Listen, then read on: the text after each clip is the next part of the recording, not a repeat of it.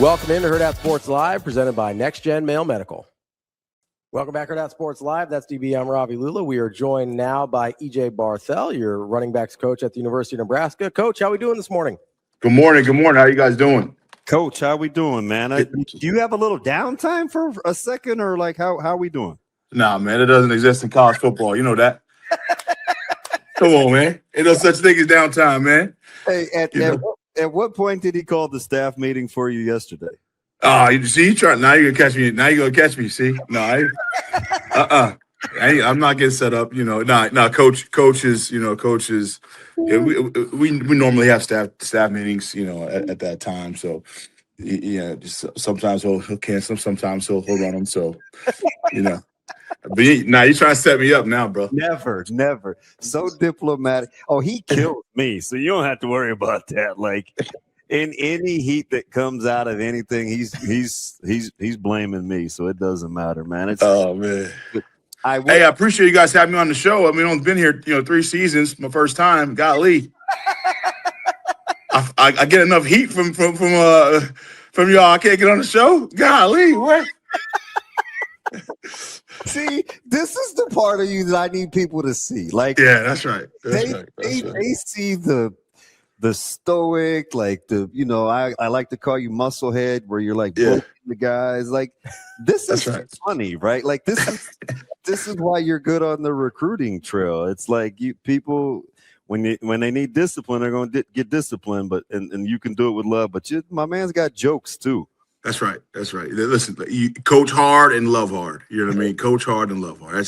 That's how I was raised in this sport. And from a coach standpoint, I learned a lot from some great coaches. I worked under some of the best coaches in college football, and Coach Rule being one of them. And I've learned a lot of things, from my early ages as a coach, and how and it's a process, right? And so, I think the one thing about this place, the one thing about Matt and how we do things here, Coach Rule, is like we're going to coach every aspect of the development of the kid, right? On the field, off the field, academically, mentally, emotionally, physically. I mean, all those things. We're dealing with kids. We're like uncles or second parents. So that's just kind of how I am, Yeah. Back to real quick, because you said something around and get to. It only took 3 years because I'm in a tricky spot, right? The network has to go first. You do great stuff with Huskers Sports Nightly and my colleagues, and I don't like to supersede the network. So I just have to wait until they get all their good stuff out, and then when I'm on this job, it's like they throw me a few bones. So every time I get the opportunity, that's when I was like, okay, if the network's cool, I gotta get EJ. So hey, as long as I'm here, man, I appreciate it, man. I'm here now, so I got a shot. I'm here now. I watched the show enough, so I'm grateful to be on it, man. Let's go. See, you should have never told me that. Now I'm gonna have to say good things about you. Yeah, I appreciate it. I appreciate you, man. Trust me. I see you out there. When I catch those strays, I see you out there. I see you. I see your body language. Like oh man. All right, so you said something interesting because people laugh at me. I said, he could have coached our room, and we had some tough guys, big personalities, and it's not just the running backs; it's the fullbacks too, right? You gotta be able to handle like a Lance Lewis or a Corey Schlesinger or some of these guys. And you said something about coaching the whole player during Coach Rule's tenure. The off-the-field incidents versus the GPAs is something, and maybe nobody cares anymore, but it just lends credence to what you're saying about the discipline. Like, nothing ever happens in Lincoln with like the football guys, and I see like the tight ship that you guys run in terms of what to wear, where to be, what time to be there, making sure you're in class. Like, that's not by accident. It appears to be pretty intentional. As college football is changing, it's really kind of morphing into, I would say like, almost professional sports as it grows. There has to be an element of this. We're still dealing with young people. You know what I'm saying? And we're dealing with young people that need that need to learn how to become young men and young women. You know what I mean? And so successful young men and young women. And as you guys know, success very rarely comes from success, in my opinion. And what I mean by that is success usually comes from failure, right? So I think just making sure that we're helping these kids grow in every aspect and keeping them accountable from class to diet to nutrition. 1 minute late is late. From every aspect is so important when you're dealing with young people, and especially in today's age. I think it's mostly important with all the social media pressure, with all the outlets outside of sports. When we played, sports was our outlet, right? And so now there's many different outlets kids can use, and so we have to really dial in and help these kids become mature young adults very quickly. So we have to be involved, right? We have to be involved. And I think it's our job as coaches to be invested in the kids. And I talk to our guys, like, especially in recruiting, like the one thing that I want you to learn through this recruiting process is that I'm going to respect and demand your development. My light's went off here. Hold on a second. No, you're good. You're good. Yeah, respect and demand your development. That's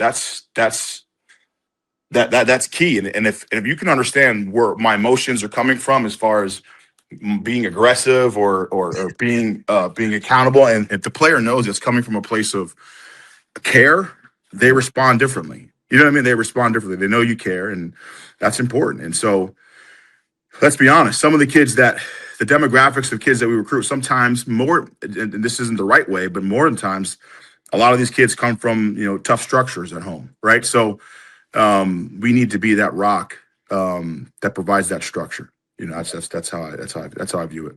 Coach, I'm fascinated by this dynamic of sort of the personality types that people recruit at the college level, right? Whether it's just a toughness or a competitiveness. And I'm sort of curious, when you're looking at a kid, how much of it is you're looking to see if they're wired a certain way versus you're looking to see, hey, I think I can teach him these certain aspects of whether it's toughness or competitiveness. Like, and what's that balance like for you? Are there certain things you're just like, hey, that's incredibly hard to teach, I need you to come with that? Yeah, I think that's a great question. I think coaching and evaluation are two different things. I think two different things. And I think within evaluation, you're really evaluating multiple things. As far as, one, you're evaluating traits of a player. Two, you're evaluating character of a player. And then three, you're evaluating the background of that player. What does his foundation look like? I think there's three elements. And in today's football, I think the foundation part is more important than ever. Like, where do they come from? Who's involved in their lives? Who are the people that are surrounding these kids? And what are you dealing with when they get here? Right. And so I think that's important. I think you need to look at all three phases in recruiting. The one thing I will say is I've been fortunate enough to start my career in personnel and evaluation. So I had to learn how to evaluate prospects. Right. Mm-hmm. So that's something I tip my hat off to Coach Rule. Coach Rule taught me that when I first started working for him in personnel. When we were recruiting at Temple, I'll never forget a story. He asked me a question. He goes, what do you know about recruiting? I told him my belief system, and he goes, take everything you know and throw it out the window, because that's not going to work here. You know what I'm saying? So, yeah. And what I mean by that is I had to learn how to evaluate the player, the traits when we were at Temple. We had to learn to find the athletes, to find the traits we're looking for in position profiles, right? And so each position has different profiles of what you're looking for. Arm length, a 40-yard dash. A 40-yard dash, a 4'7" kid in Brooklyn is a difference of a 4'7" kid in Dallas, Texas. Does that make sense? Oh, yeah. Oh, yeah. You know what I mean? And so that's the things like that you have to learn as an evaluator. And then, you have to learn the growth potential. That's the third part, right? Like who's coaching him when he gets here? Can this coach handle this player and the things that he needs, right? So I think, again, going back, I think it's the traits of the player. I think it's the character of the player, and I think it's the foundation of the player that we look at when we're recruiting. Hope to answer your question. Yeah. You guys are so intentional just as a staff with how you want to recruit. And I think it reveals itself and part of it on the back end has got to be the culture and what happens once they get here. But you do need at least some sort of a benchmark before guys get there where your transfer portal numbers are so low, relatively speaking, as a football team with guys wanting to leave the program, even guys that think they do, and then they sometimes come back. It's like, yeah, this is a pretty good place to be. How much of that is what you're trying to explain on the front end in terms of knowing what you're dealing with versus this is kind of the culture that's in place where you better know what you're getting once you get here? I don't know if I completely understand the question correctly. So you're asking how much of guys wanting to be around and you getting a good handle on people wanting to be with you is done on the front end of the evaluation process versus once they get here and they're in the culture, they're like, oh man, this is a good place for me to be. I don't want to leave this either. Yeah. Well, that's interesting. So I think if I understand correctly, I think some kids are not going to fit here, right? Yeah. That's the reality, right? So like depending on where they come from and what kind of program they run, right? That's got to factor into, especially in an older player, he may not excel here, right? So every fit is not every kid is not automatically going to be a great fit. For example, and this is not at Nebraska, this is just college football. This is college football, in my opinion. Okay. If you are an older coach that has a family, right? That has a family and that has multiple things going on in your life, and you are at the end of your career, you're probably not going to want to deal with a young, immature kid because you're not going to get out of your jump up out of your apartment and go run to his dorm room because that kid needs that, right? So I think it's a matter of identifying who you are as a coaching staff. What is your culture as a coaching staff? Does that kid fit in this culture here? And necessarily just because he's a great player doesn't mean he's going to be a great player here. So I hope I'm answering this question correctly. Yeah. That's just because you guys have such low turnover. Yeah. Right. So when people don't want to leave, regardless of how tough it is here, what you may read or, the demands that you guys put them on as a staff or, Corey Campbell or Kristen and, to the T, all the pieces, like people aren't chomping at the bit to leave. So that I'm wondering, like behind the scenes, there has to be some good work being done in the evaluation process. Yeah, I think that's really it. I think that's our process as far as making sure that we're getting the right type of person here, or the right type of character. I think that's important. That's such an important key for what we're doing. I mean, like some of the guys we've brought in here, they've never had the amount of accountability check-ins that we have here that they had at other places, right? Like this is not just a place where you're going to come play football and go home, right? You're going to come here and you're going to be coached in everything you do. You're going to leave here a better person, I think. And I think the kids feel that when they get here. I think the players feel that, and I think that's why we've had so much success, to be honest with you. Hey, you said something last week in your presser. It caught me off guard. It kind of was why I asked the question I did is we're talking about development, which I don't think you get near enough credit for, but you got the same guys back in your room. And hold on, you got to say that one more time. I didn't hear that, man. Hey, the thing got blurry, man. I didn't hear that. Really good at development. You don't get enough credit for development. Is that good? Do you want me to say that? I appreciate that. I appreciate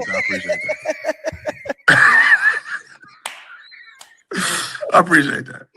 All right. So you said something you don't hear often with, I think, the caliber of guys that you could potentially have in this room is they're on another year with you.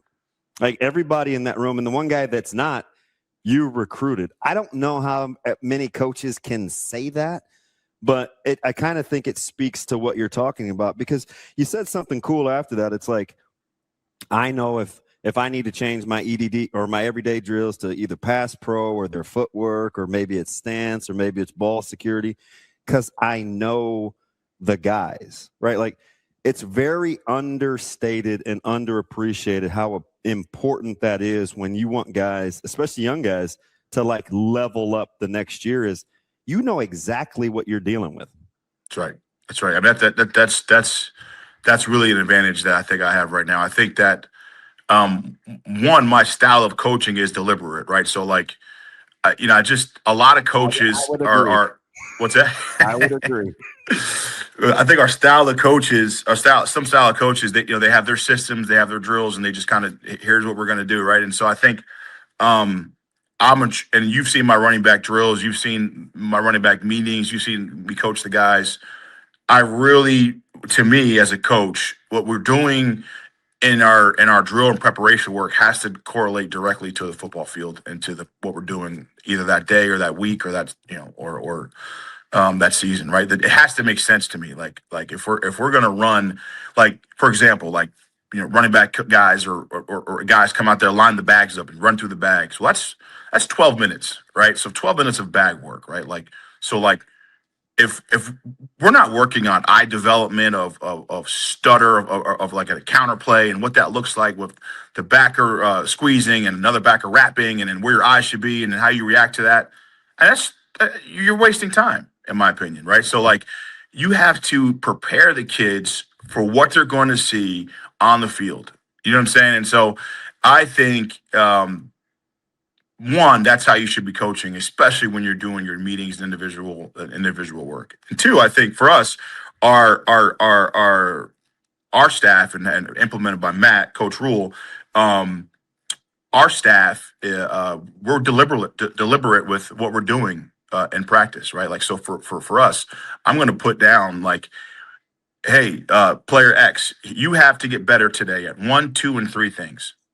Hey, player C, you have to get better at 1 and 2 things. Here's the things, and then I'll ask them, what's today's focus for you? Hey, coach, my focus is for hand placement. When I get on a linebacker, my hands need to be on the inside number. I need to work on having violent hands. Hey, coach, my hands is when I catch and tuck the ball, I'm catching the front tip. Immediately have to tuck and get vertical right now, right? So like deliberately making sure they know what one thing at a time, what they're getting better at every single day, I think is a way to develop, right? And so if the kids don't understand what they need to get better at every day, then I think you're just kind of like you're kind of just running the hamster wheel, right? You're putting the drills out there, but like, is it being effective for every kid and specifically the guys that are going to play for you on Saturday? Yeah, one of the and why I get so passionate about this is obviously just understanding the position, but people sometimes can be a little bit critical or they can assume too much. And I'm just going to take Emmett for example, where a year ago. I may say something like during a game in the opportunities, just a little too busy behind the line of scrimmage, or you want to make sure when he's making moves, he's like gaining ground or whatever the critique may be.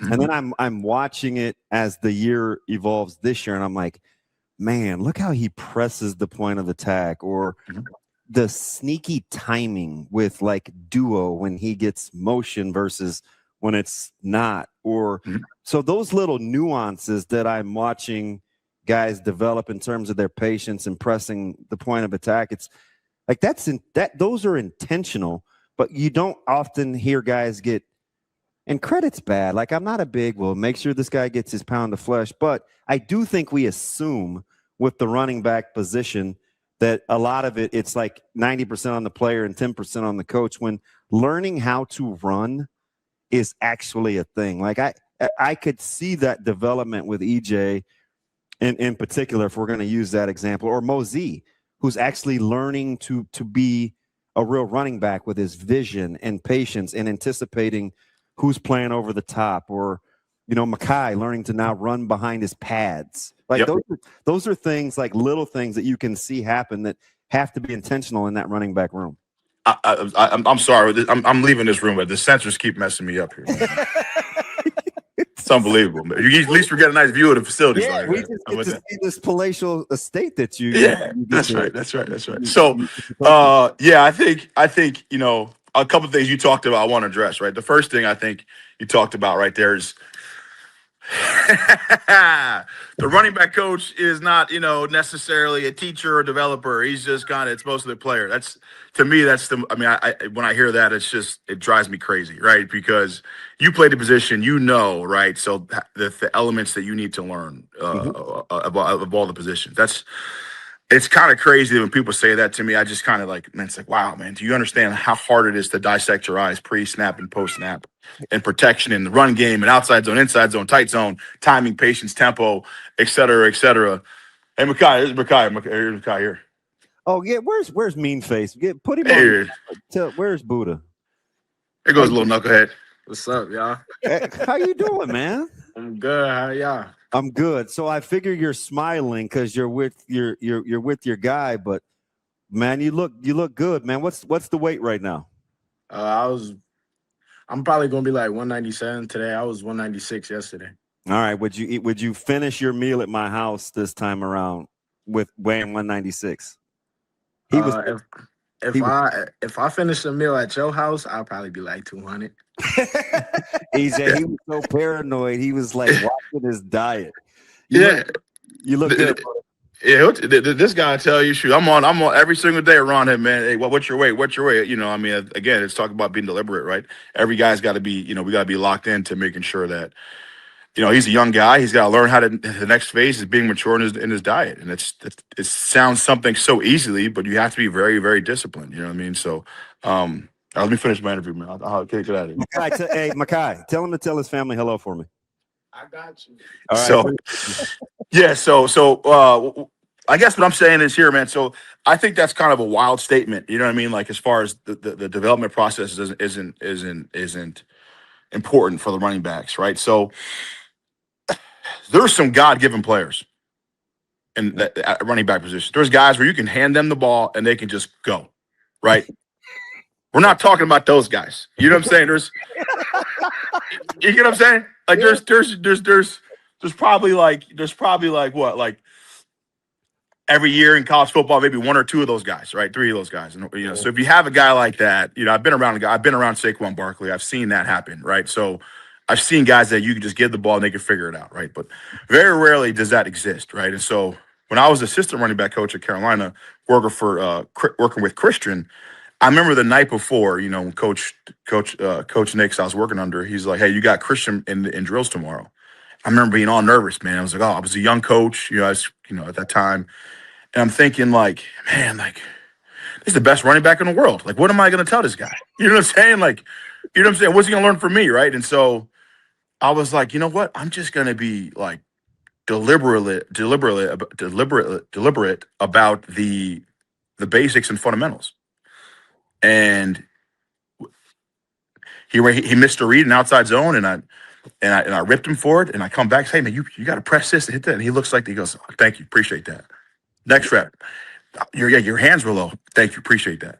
And he sent me a text that night saying, "Hey, man, like keep staying on me about the fundamentals. Keep staying on about fundamentals, right?" And I realized, like, that's the most important piece as a running back coach. You have to develop all aspects of the run game and protection game, but you have to develop it. You can only get great at one thing at a time.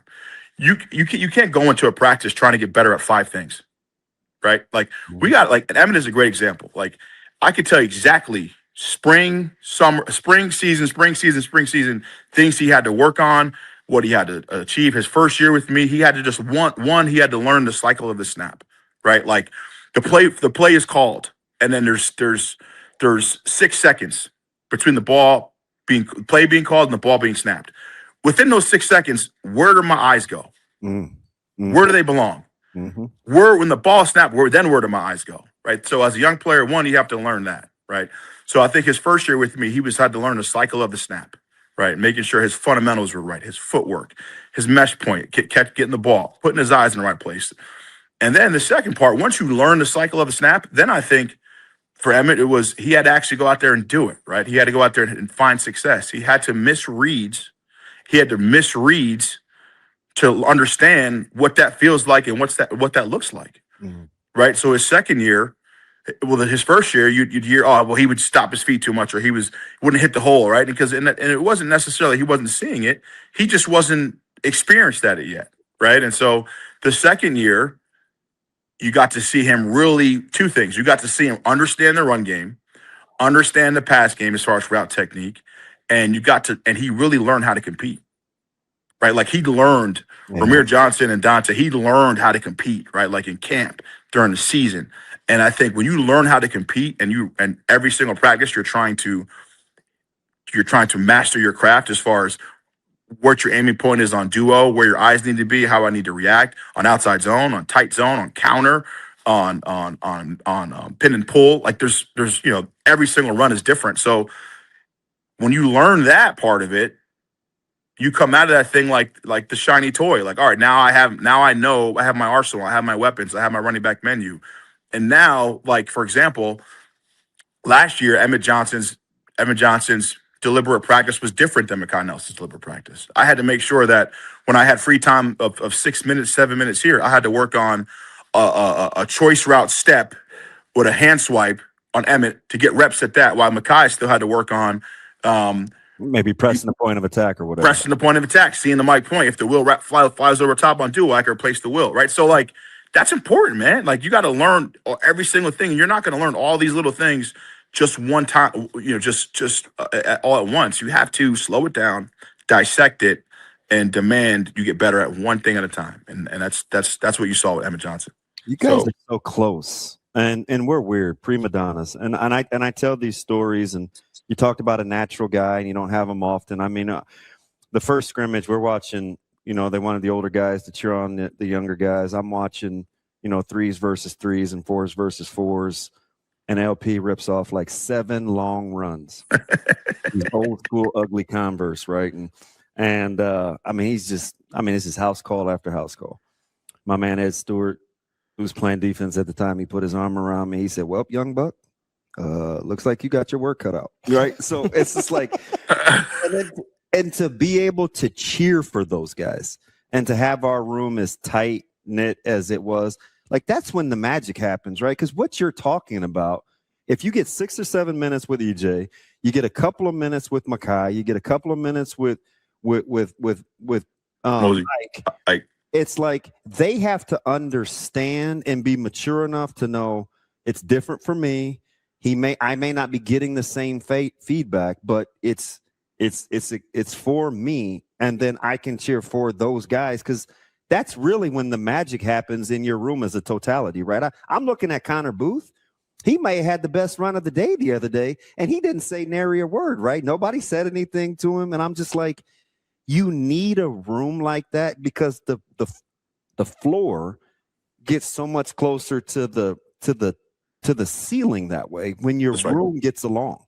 That's right. I think if you're pushing, and I'm going to coach every guy like they're the starter, right? Like, I'm not going to lose focus on the guys that are playing that we know we're going to play. But we believe that you have to push the bottom of the room. And if you push the bottom of the room, and I mean bottom as far as experience, right? The bottom of the room, that's going to raise the top of the room. There's no question when Emmett would see Mekhi bounce a duo and outrun the defense in practice. There's no question. His mind is like, okay, I got to get on my job here. You know what I'm saying? Like, so I'm ready. Like, when he could have taken a day off for a couple of reps, he's like, no, man, no.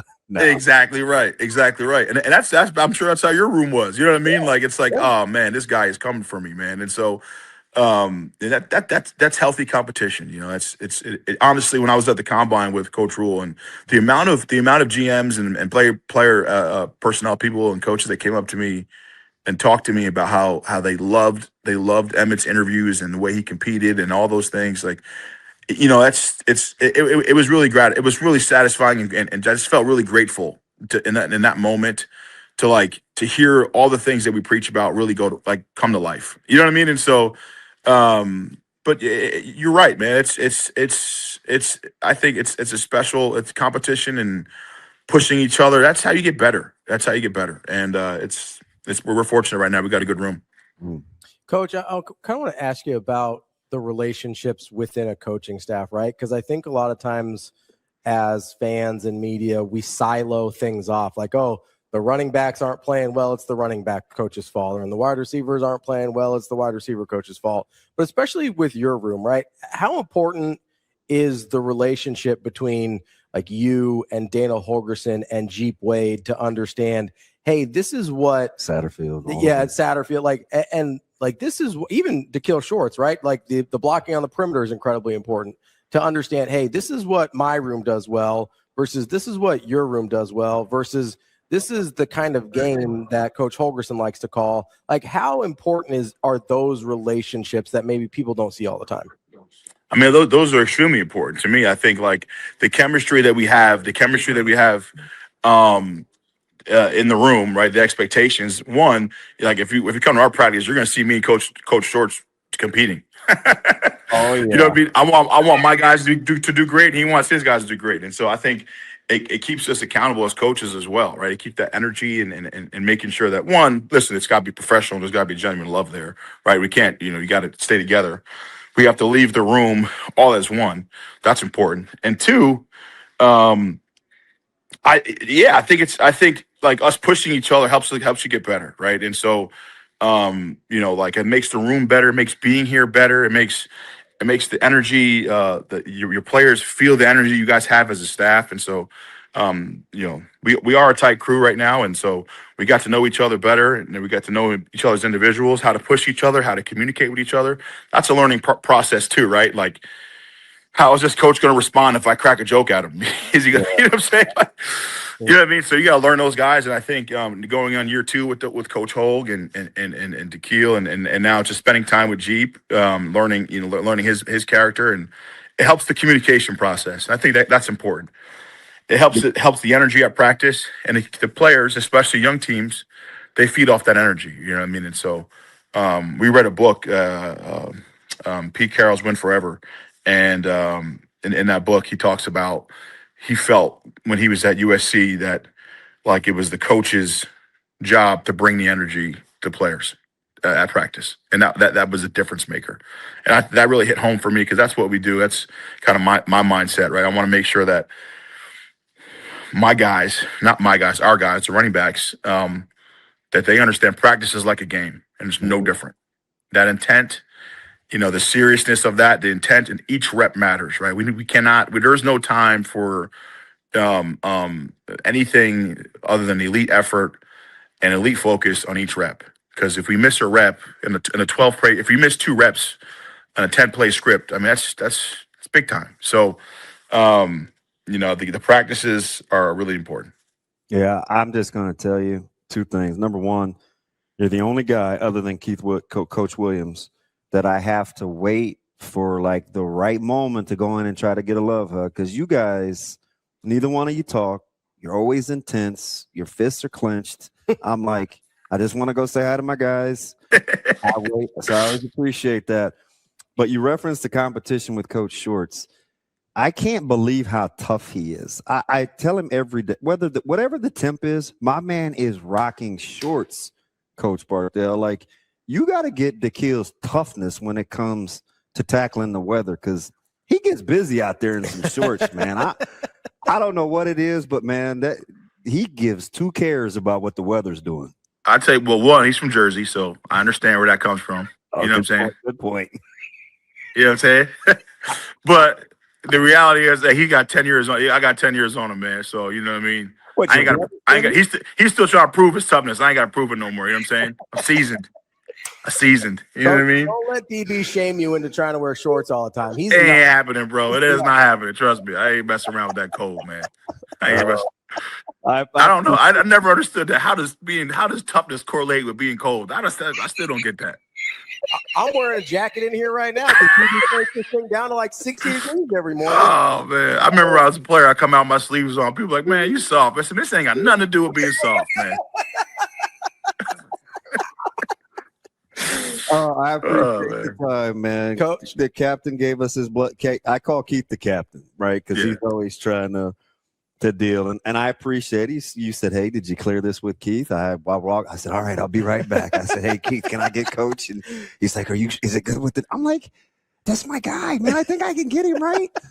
Oh, man. I appreciate y'all having me on here, man. It's been, like I said, I've been waiting to get on here, man. And so I'm really blessed to be here. I took this job. I don't want to keep talking about it. I took this job. I knew what it meant, right? Like to bring the run game back to the standard of college football.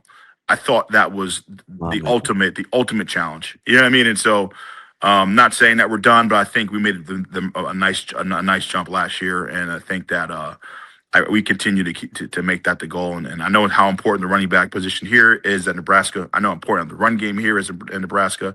I tell recruits that when I'm recruiting them, like if the running back means more here at Nebraska. And so, yeah, it's really a prideful job. I'm really happy to be here. I'm really grateful to be here. I'm grateful for the fans and their support. And I'm just grateful for you guys and everything. And so I really appreciate you guys having me on here, man. It's been awesome. Hey, one last thing. When I get in one of your individual drills, I just want you to teach. I don't want to hit the gauntlet. I messed with the arms out there the other day.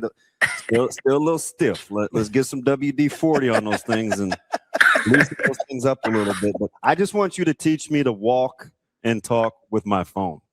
Like if you can, the interview today with your skills and your eyes still up, that's the old running back in you, never looking at the ground. Teach your boy. Hey, that's recruiting right there, man. That's FaceTime recruiting right there, man.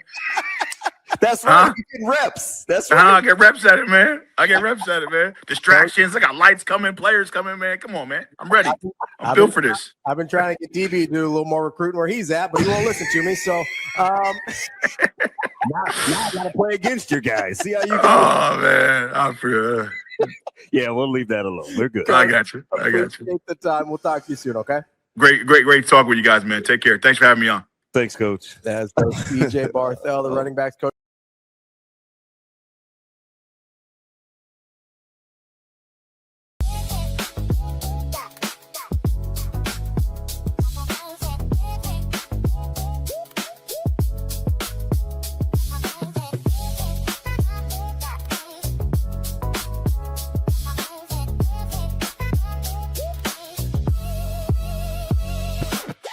Make this the summer event at Edwards Jeep and Ram, Council Bluffs and Village Point.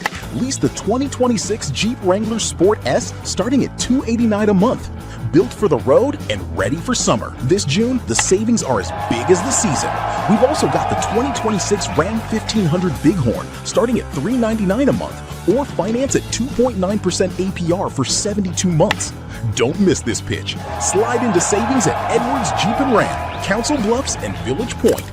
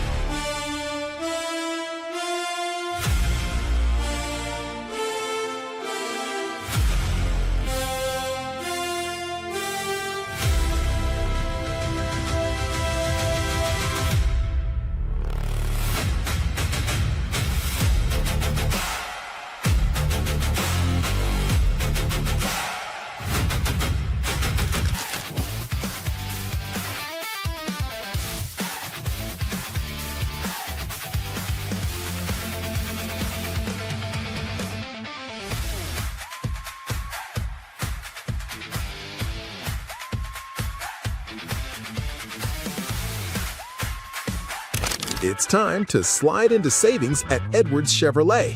Lease the 2026 Chevy Trax LT for just $349 a month. $0 down with your first payment due at signing. 2 great Chevys, 1 big June event. Slide into a 2026 Chevy Equinox LT for just $399 a month. $0 down with your first payment due at signing. Get to Edwards Chevrolet today. Together, let's drive.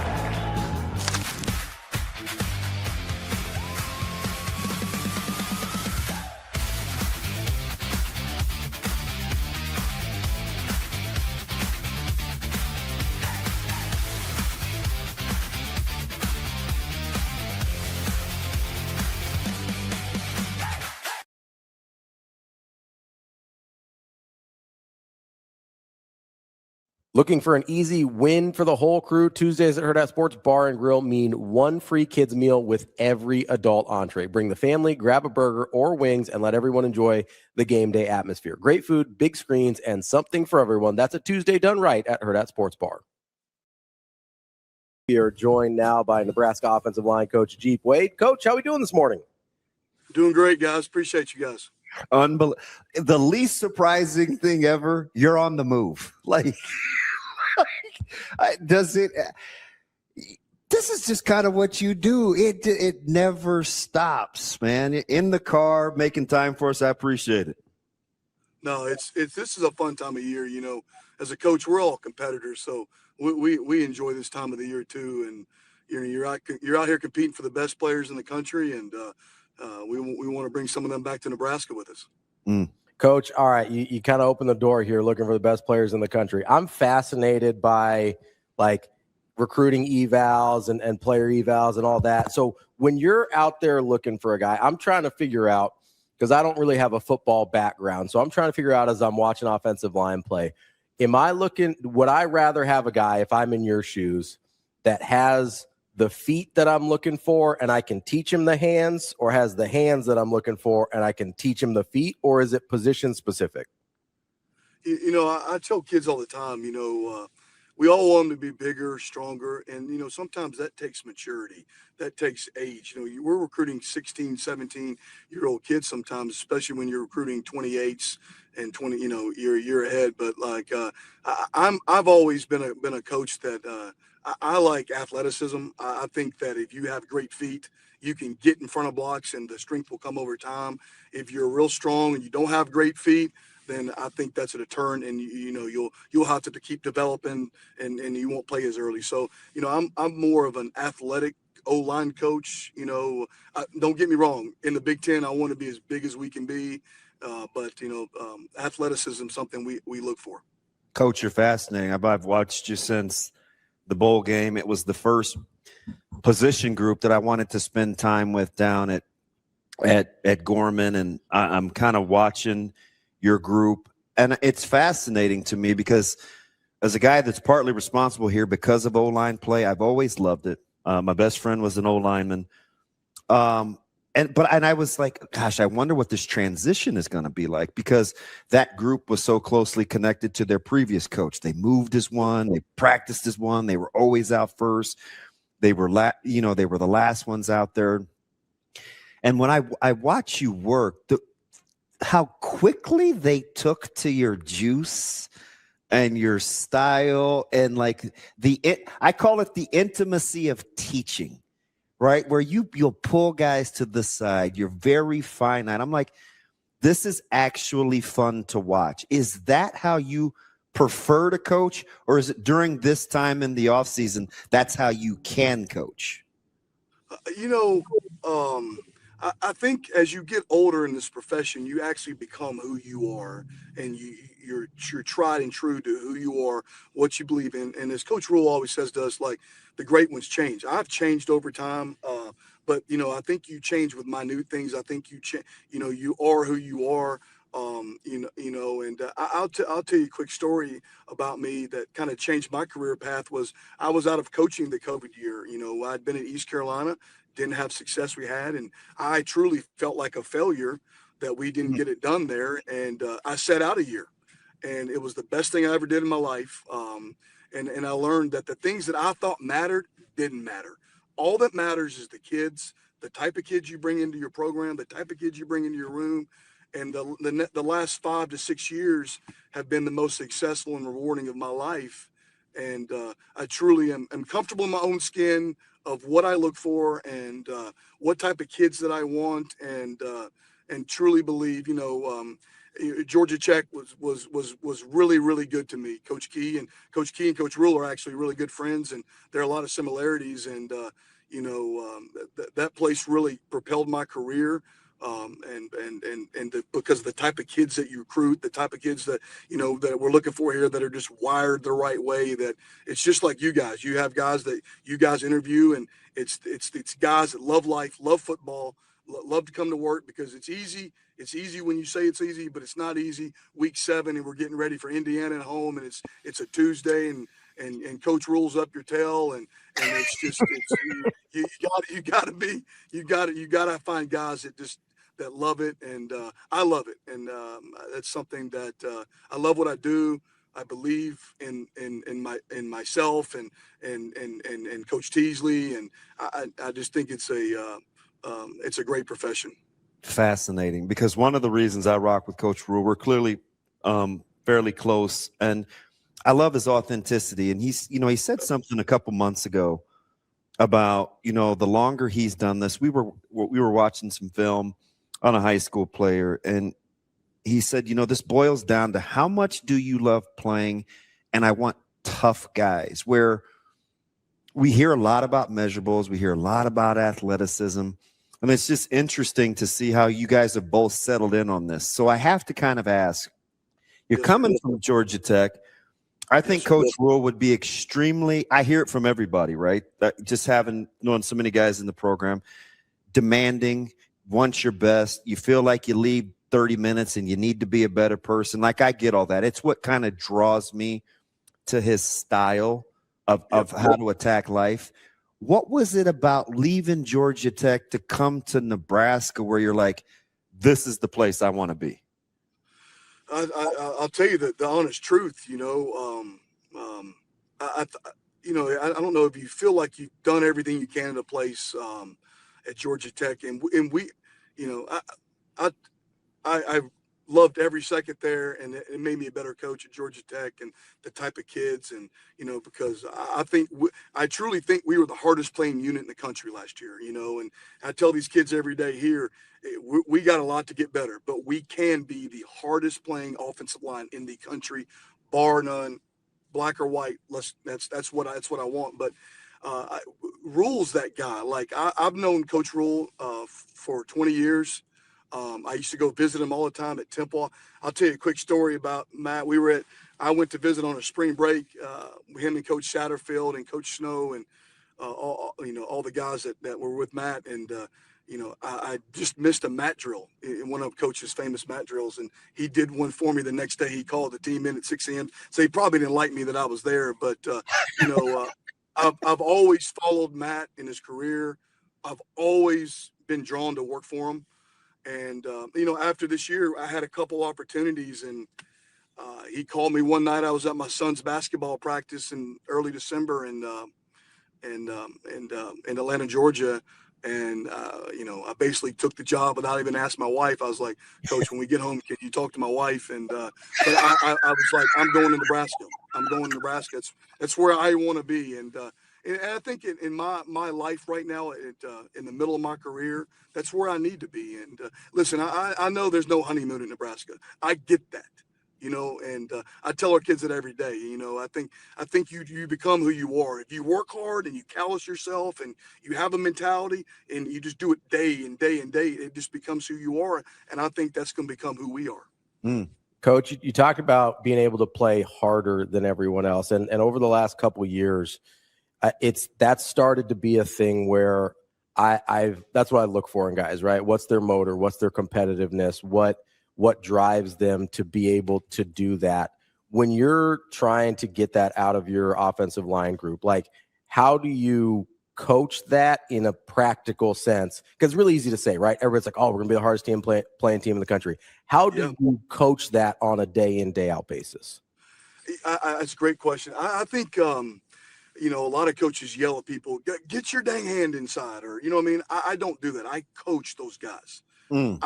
But I'll demand the effort, the finished part. And and of course I've learned over time, with coaching Keelan Rutledge last year, you had everybody come in, the scouts and stuff. And I learned from him a little bit, hey, Coach, I've never seen a guy look you in the eye when you're coaching him. I've never seen a guy sprint from the indoor to the outdoor field. I've never seen a guy that when Coach Key calls the team up at the end of practice, he's the first one. He sprints up there. To be great, you got to be different. And I came to Nebraska to be great. I want to be the best. We're all competitors. So I think that you have to find the like-minded guys guys that, not just love football, but love life, because there's going to be adversity, and how you fight through adversity. And, kids are going to have a bad day in class, or their girlfriend or stuff. So, we just want to be guys that love life, love football. And I think that if you get those type of guys, you can coach them hard with the effort part, the finish part. And, so I just think that I try to coach. I'm going to teach the fundamentals, but you got to demand the effort and the physicality, or you won't play for me and coach. I just kind of, again, watching you guys a ton, and I look at the different personality types, like Mbenga, who you guys just got, kind of young and super jolly, good-natured, lovable kid. And then, of course, I know Justin Evans forever, who I'm like, if I'm going down a dark alley, that guy's probably the first that I want rocking with me. And so when I'm watching you and Coach Teasley teach, you can tell some people listen for information. Some people listen for like transformation. When these guys are getting instruction, can you feel the fact that whether it's attention to detail or toughness or their physicality, like they're looking for transformation? It seems like that's how they're taking in the information, the teaching that you're giving them. Well, I tell them every day, I walk in the meeting every day and I start with, you guys play for who? And they'll say Nebraska, and I think that starts the mentality of our meeting every day. And, with those guys wanting to be great. And, I think that our kids are always up in our office now, me or Lonnie. And I think that they want to be great. That doesn't mean you're going to be great. You've got to want to be great, and then do it on a daily basis. And there's things that we're working on right now to get better right now and for June and July. But these kids, Justin's always up there. We're always texting. He wants to be great, and I think that, the good thing for me is, in my career, I had a guy that was a first rounder that I know how it's done. And Keelan Rutledge was different. So, hey, Justin, you're different, or Pritch or Paul and the group. But and the good thing about it is, we brought some new guys in. I truly believe in this. We brought Paul Mabing in. I'd known Paul for 5 years. I knew Brendan Black. I did a home visit with Paul's brother last year, and Paul was home. So I knew the family. I know what they're about. And when you're in the portal, I think that matters a little bit more than, okay, this guy was this. So I knew when we brought those two guards in, that I knew we were getting. Coach, you mentioned Paul Mbenga there from LSU, and there was kind of this story there about how you just kind of weren't taking no for an answer on him, right? Like, what was it about him? Yeah, obviously, the relationship mattered there, but what was it about him that you're like, this is a guy that we have to get? I just thought he belonged at Nebraska. I thought that the other schools, we were all business. I thought that he could thrive in Nebraska. I thought that he could thrive with our fan base living in Lincoln. I just thought that he would thrive there. And, he called us one day. He's like, hey, Coach, I think I'm leaning toward this. And we were just like, no, you're not. And,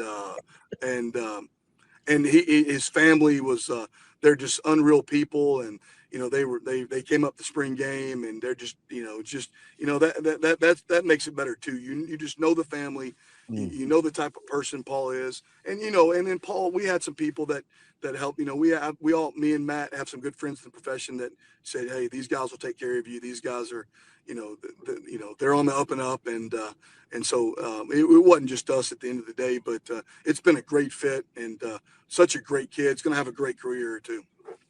It's just fascinating, just having intimate knowledge of like guys that were already there, the Gatulas, the Sledges, the Justin Evans. I watched, Pritchett's development last year.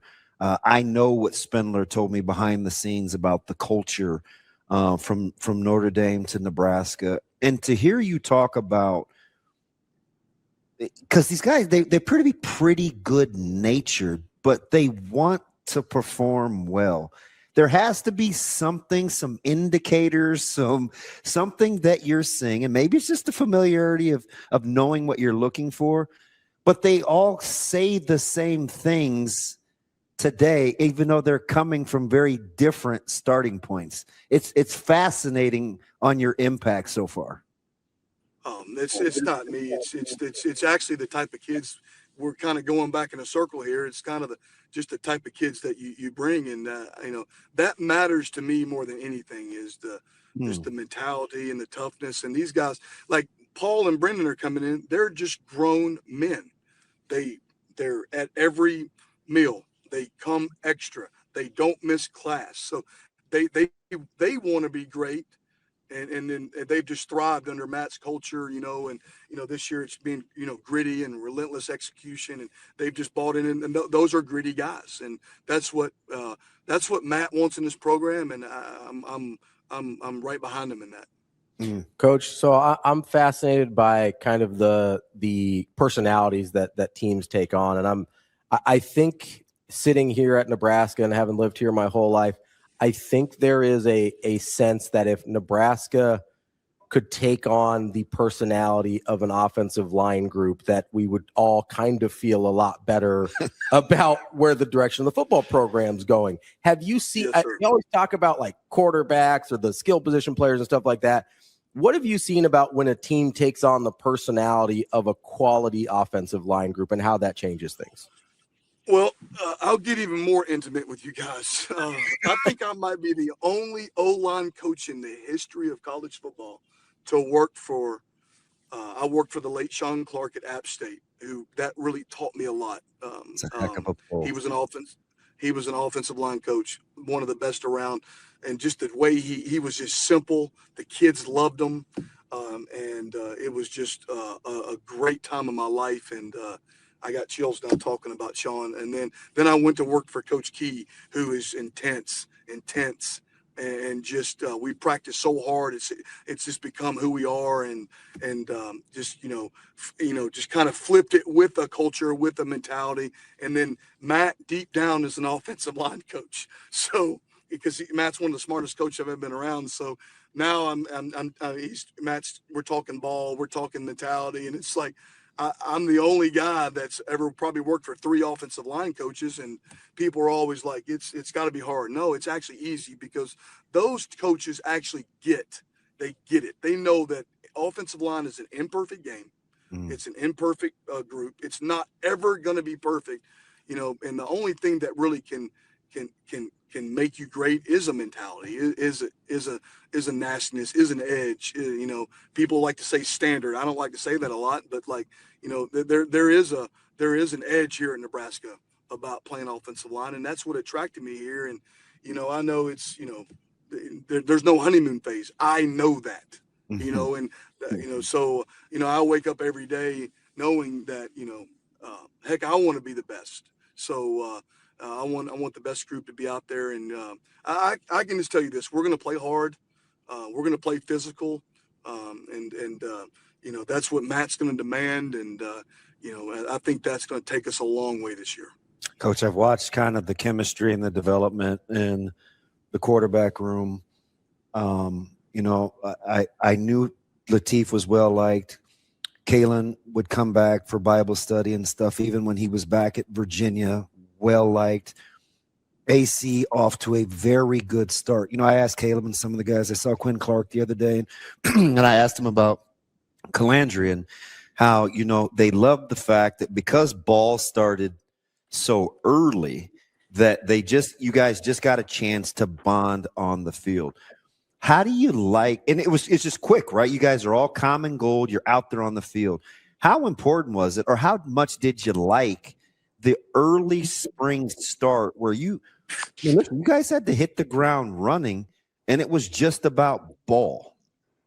I think it's huge, and we didn't go too early. Matt had a 6-week, to get stronger, bigger, stronger. But I was talking to somebody, friends in our profession. But so we had 10 days without a recruit on campus, which means we could totally focus on our team at hand. I think that was big because in March, there's kids everywhere, at every practice, and after it takes some of your time and all that, which is a good thing. And but I think we had 10 really good days with our guys with no distractions. Then we had a little break in March, and then we finished up. But usually when spring ball, you finish April 20th, they got exams, they go home. You never watch your spring cut-ups. You never get to meet with them. And then they got May off, so they really hadn't done a lot in 2 months. And what we got to do was in April, under the time limitations that the NCAA gives you, is we got to spend some time with them and do some things. So really, it's like I tell our guys that football's not going to stop. So it's, hey, here we are. It's like Pritchett, here we are. Okay, that's a good starting point. You're not even close to where you need to be, but here's the steps that we can take now because we know what you did early on in the spring to become better for September. So I got to get a little nerdy because I like schematics and I love the intricacies. Coach Rule talked a lot about, the elements of counter and how he wanted it to fit with the duo and some of the line schemes, which is, I kind of nerd out over that. I'm watching spring. I watched you in the winter at the bowl practice, just the growth and the timing and the nuances. How cool or not cool, that's a terrible word. How much fun is it knowing that some of your quarterbacks have some of the same skill sets that a guy like Haynes King had? Obviously, played a lot longer, very gifted. I get it. But what it takes to play in front of those athletic kind of quarterbacks with how hard you guys play up front with your run schemes. Has that kind of been a subtle, easier transition? Fun? Like, how are you looking at the nuances? I look at that as a coach of, at Georgia Tech, we didn't have the best offensive line, or but we won a lot of big games by finding a way to get it done and not being hard-headed. And I think that's what I learned there. I think that, okay, hey, if they're stuffing the run, well, we got ways to get it outside. You know what I mean? We got ways to gain numbers with the quarterback because we were going to do whatever it takes with Buster and Brent to win a game, no matter how we got it done. And so I think we learned a lot. I learned a lot. I was thinking the other day, I was putting all my stuff together for June OTAs. And in 3 years at Georgia Tech, we ran a version of counter 497 times. And I talked to Matt, like, we both believe in the quote, the Bruce Lee quote of, okay, one kick 10,000 times or 10,000 kicks one time. Well, we're going to get good at something. And that was kind of our mantra. And of this is who we are, what we are. Hey, we're going to knock a dent in the front. We're going to pull, we're going to kick, we're going to wrap, and we're going to create some movement. And it's something that, it's a play scheme that you can do a lot off of. And I think that we'll, at Nebraska, we're going to evolve that. We really didn't put some of it into the last week before the spring game, so we really haven't got to a lot of it yet. But just the fundamentals of it, we've preached and we've worked it during these OTAs, and we will continue to work that all summer long. It's no coincidence of one of the only 6 good runs I ever had at Nebraska. One of them, my favorite, is counter trap. Yep. Anytime you get the short set pulls and just smashing faces like – watching the spring game, I hope Coach Brown's listening right now because he's probably excited, if you know what I mean. So I'm Case Crooks, my play-by-play guy is probably wondering why I'm like nerding out. We're going down the circles on the field, and I was like, did you see just the pet plays and the counter concepts? For a guy that loves offensive line play, I thought it was sensational, even though because you guys say, hey, we're just not putting it in. Just the nuances and the creativity, man. I love it. It's pretty to watch. It is. And it's a very personnel driven play. The multitude of what you can do with it. With the nakeds, the boots like y'all did, when we're studying a lot of that right now with Dana and Matt and as an offensive staff, but it's something that I believe in. I believe that athleticism in the polls and the type of kids we're recruiting to that, and once again, you don't want to be a coach that after the season you flip on your cut-ups and you ran this 12 times and you ran this 14 times and you got good at nothing. I can promise you that will not happen here. We're gonna hang our hat on something, and then we'll have auxiliary runs off of it, of course, to attack defenses. But you're not going to be good when you just do too much. And I'm a big believer in that. At the end of the day, hey, it's not going to be perfect, but if there's someone in front of you, put your hat on him and let's go, and whether your hand's 6 inches outside, at the end of the day, that doesn't matter to me. We'll coach that. We'll learn from that. But, just the physicality of the run scheme of the counter that you can coach and that, I think that helps the room. And I think they've enjoyed it so far. Coach, don't let DB be humble. This dude went for like 6 yards of carry over 4 years. So I know, yeah. With 6 yards of carry, that's a lot. Yeah, it's pretty good. I gave him multi-rare. It's like 5'8", but whatever. Okay, that's our new goal, to be 6.1 per carry this thing. Hey, I love it. I love it. Yeah. Coach, so you brought up Dana there, and I'm fascinated by this because we've seen this go poorly here in the past with kind of different coaching staffs where the offensive coordinator and the offensive line coach aren't necessarily on the same page as far as the plays that the offensive coordinator wants to call aren't the plays that are necessarily fitting to the skill set of the offensive line. How important has that relationship been about getting on the same page with Dana and getting on that, like, hey, this is the stuff I think we're going to be able to do really well. How does that match up with the stuff that you want to do as an offensive coordinator?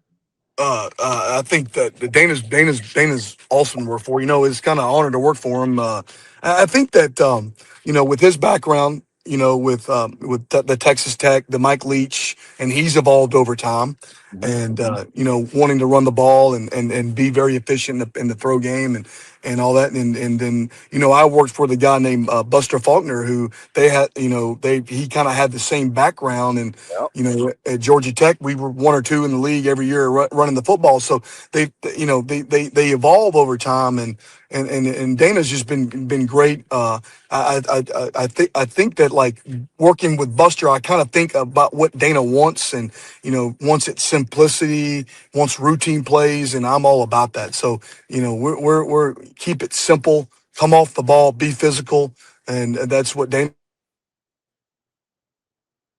Oh, got a little bit of cutout there. I was like, we might have lost the reception there for a second. I think this happened a second ago, and he came right back. So we'll give it a minute here. But that question came from Kenny. Appreciate him chiming in here on that one. Shane, if you get him back, just tell him we got like 2 more questions, and we'll get him out of here because I know he's got to go recruit. Do we have our screen? There we go. Yeah. Oh, there he is. Oh, there we go, Coach. All right, couple quickies here, Coach. Yes, sir. I love I would say this over the last handful of years, and sometimes people give me a hard time just because Coach Rule and I do have a really good relationship, but I'd rather be right than well liked, right? So I try to be objective. One of the things that I liked over the last couple of years was the infrastructure in the building. Like the protocol, the culture, how the guys go to work. Guys don't get in trouble. They go to class. The academic schedules with Dennis and those guys. Like, there's been the nutrition, so many good things behind the scenes. And I see this intentional effort to have cohesiveness and tough guys in the building. I watch you and Coach Teasley work.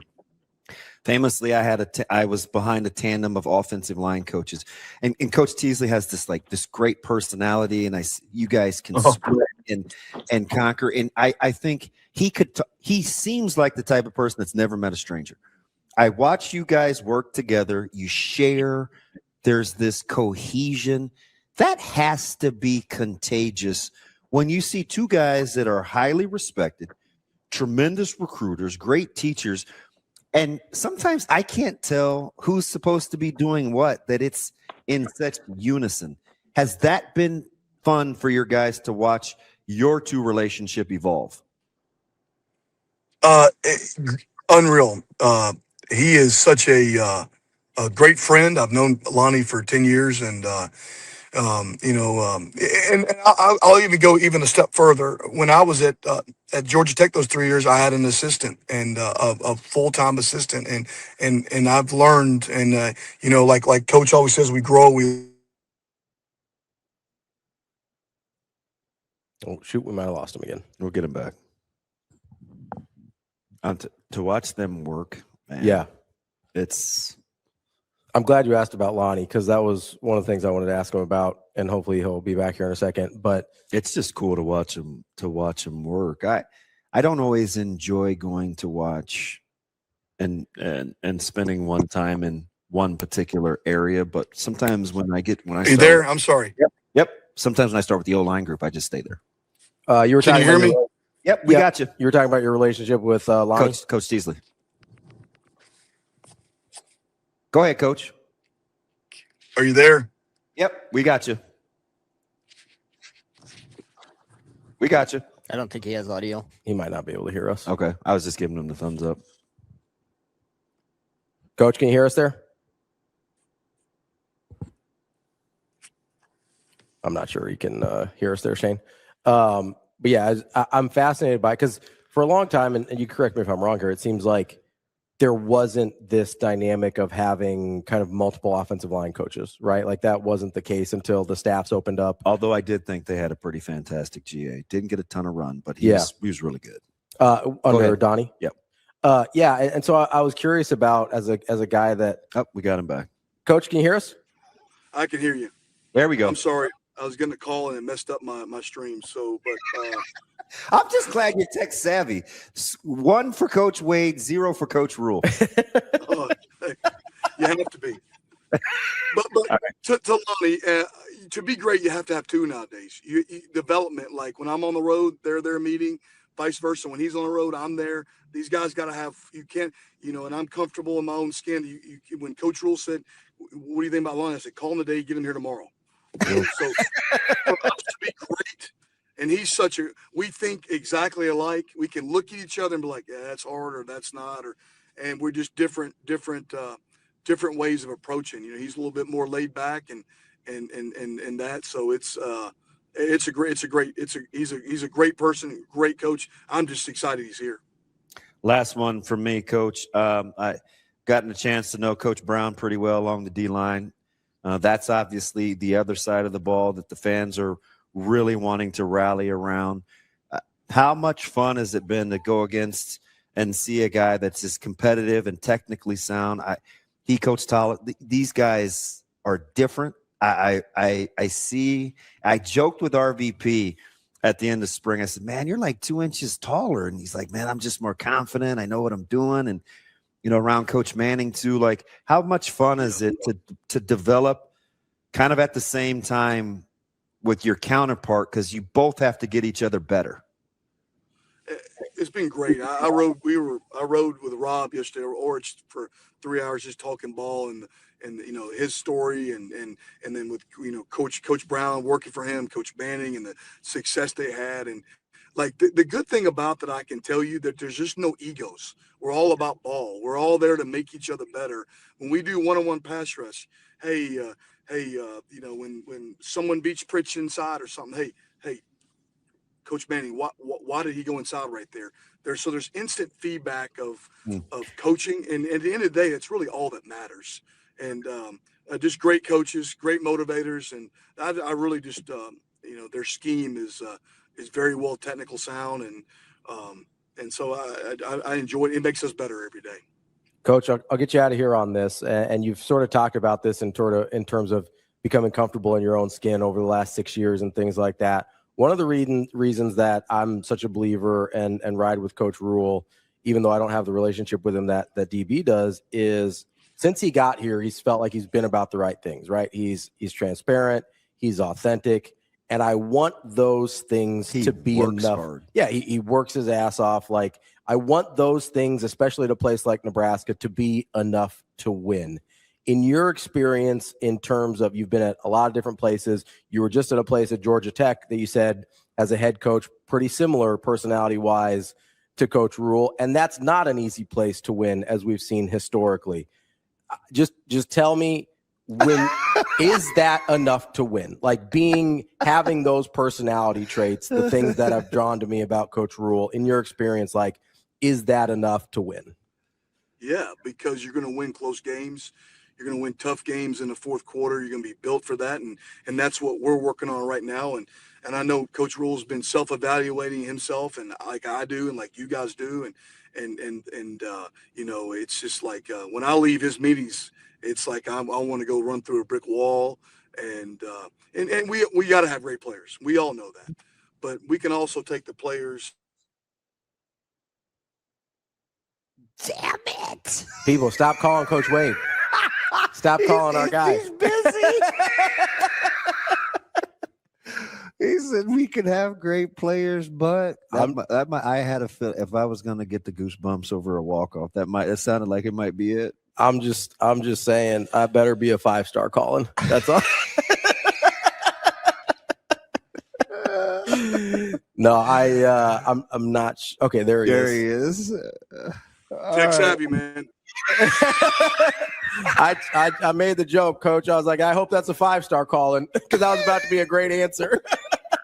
It's actually another coach here in town. He's like, where you at, Chief? You know what I mean? So, all right.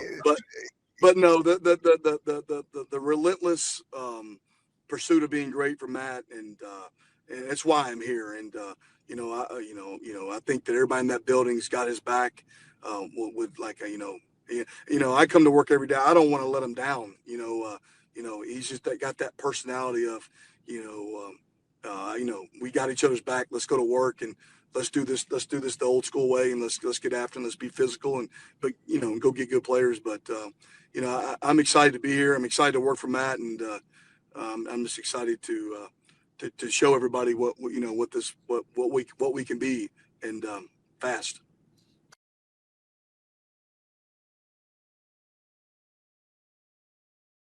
The Kia Summer Sticker Sales event is on at Edwards Kia.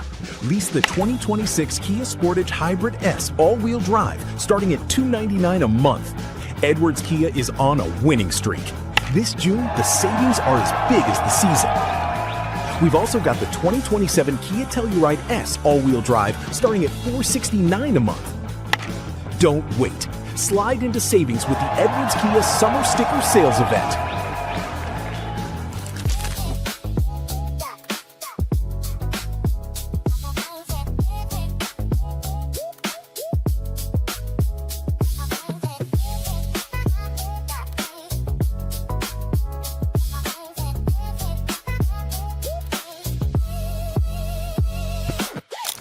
Slide into savings at Edwards Hyundai. Finance the 2026 Hyundai Santa Fe at 0% for 72 months. This June, the savings are as big as the season. We've also got the 2026 Hyundai Kona SE all-wheel drive. Sign and drive starting at $287 a month with 0 down. Don't miss this pitch. Slide into savings at Edwards Hyundai.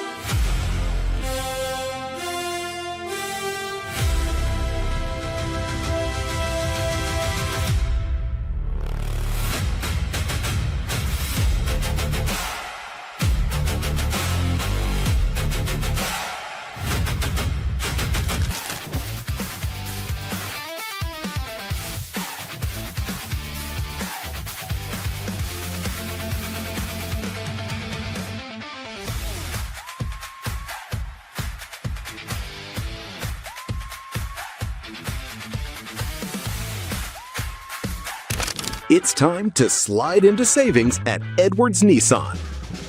Lease the 2026 Nissan Rogue Platinum starting at $379 a month, a platinum lease worth driving home.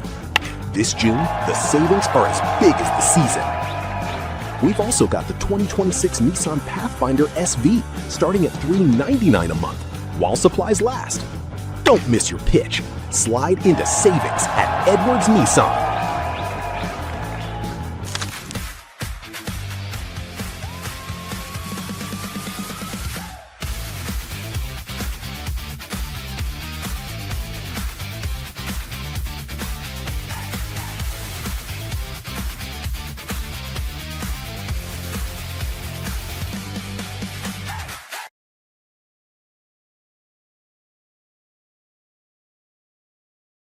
The fine folks at Next Gen, they are so good. And I get it. You see male in the name. It doesn't have to just be for men. It can be for your significant others, your daughters, whatever works for you. They are equal opportunity.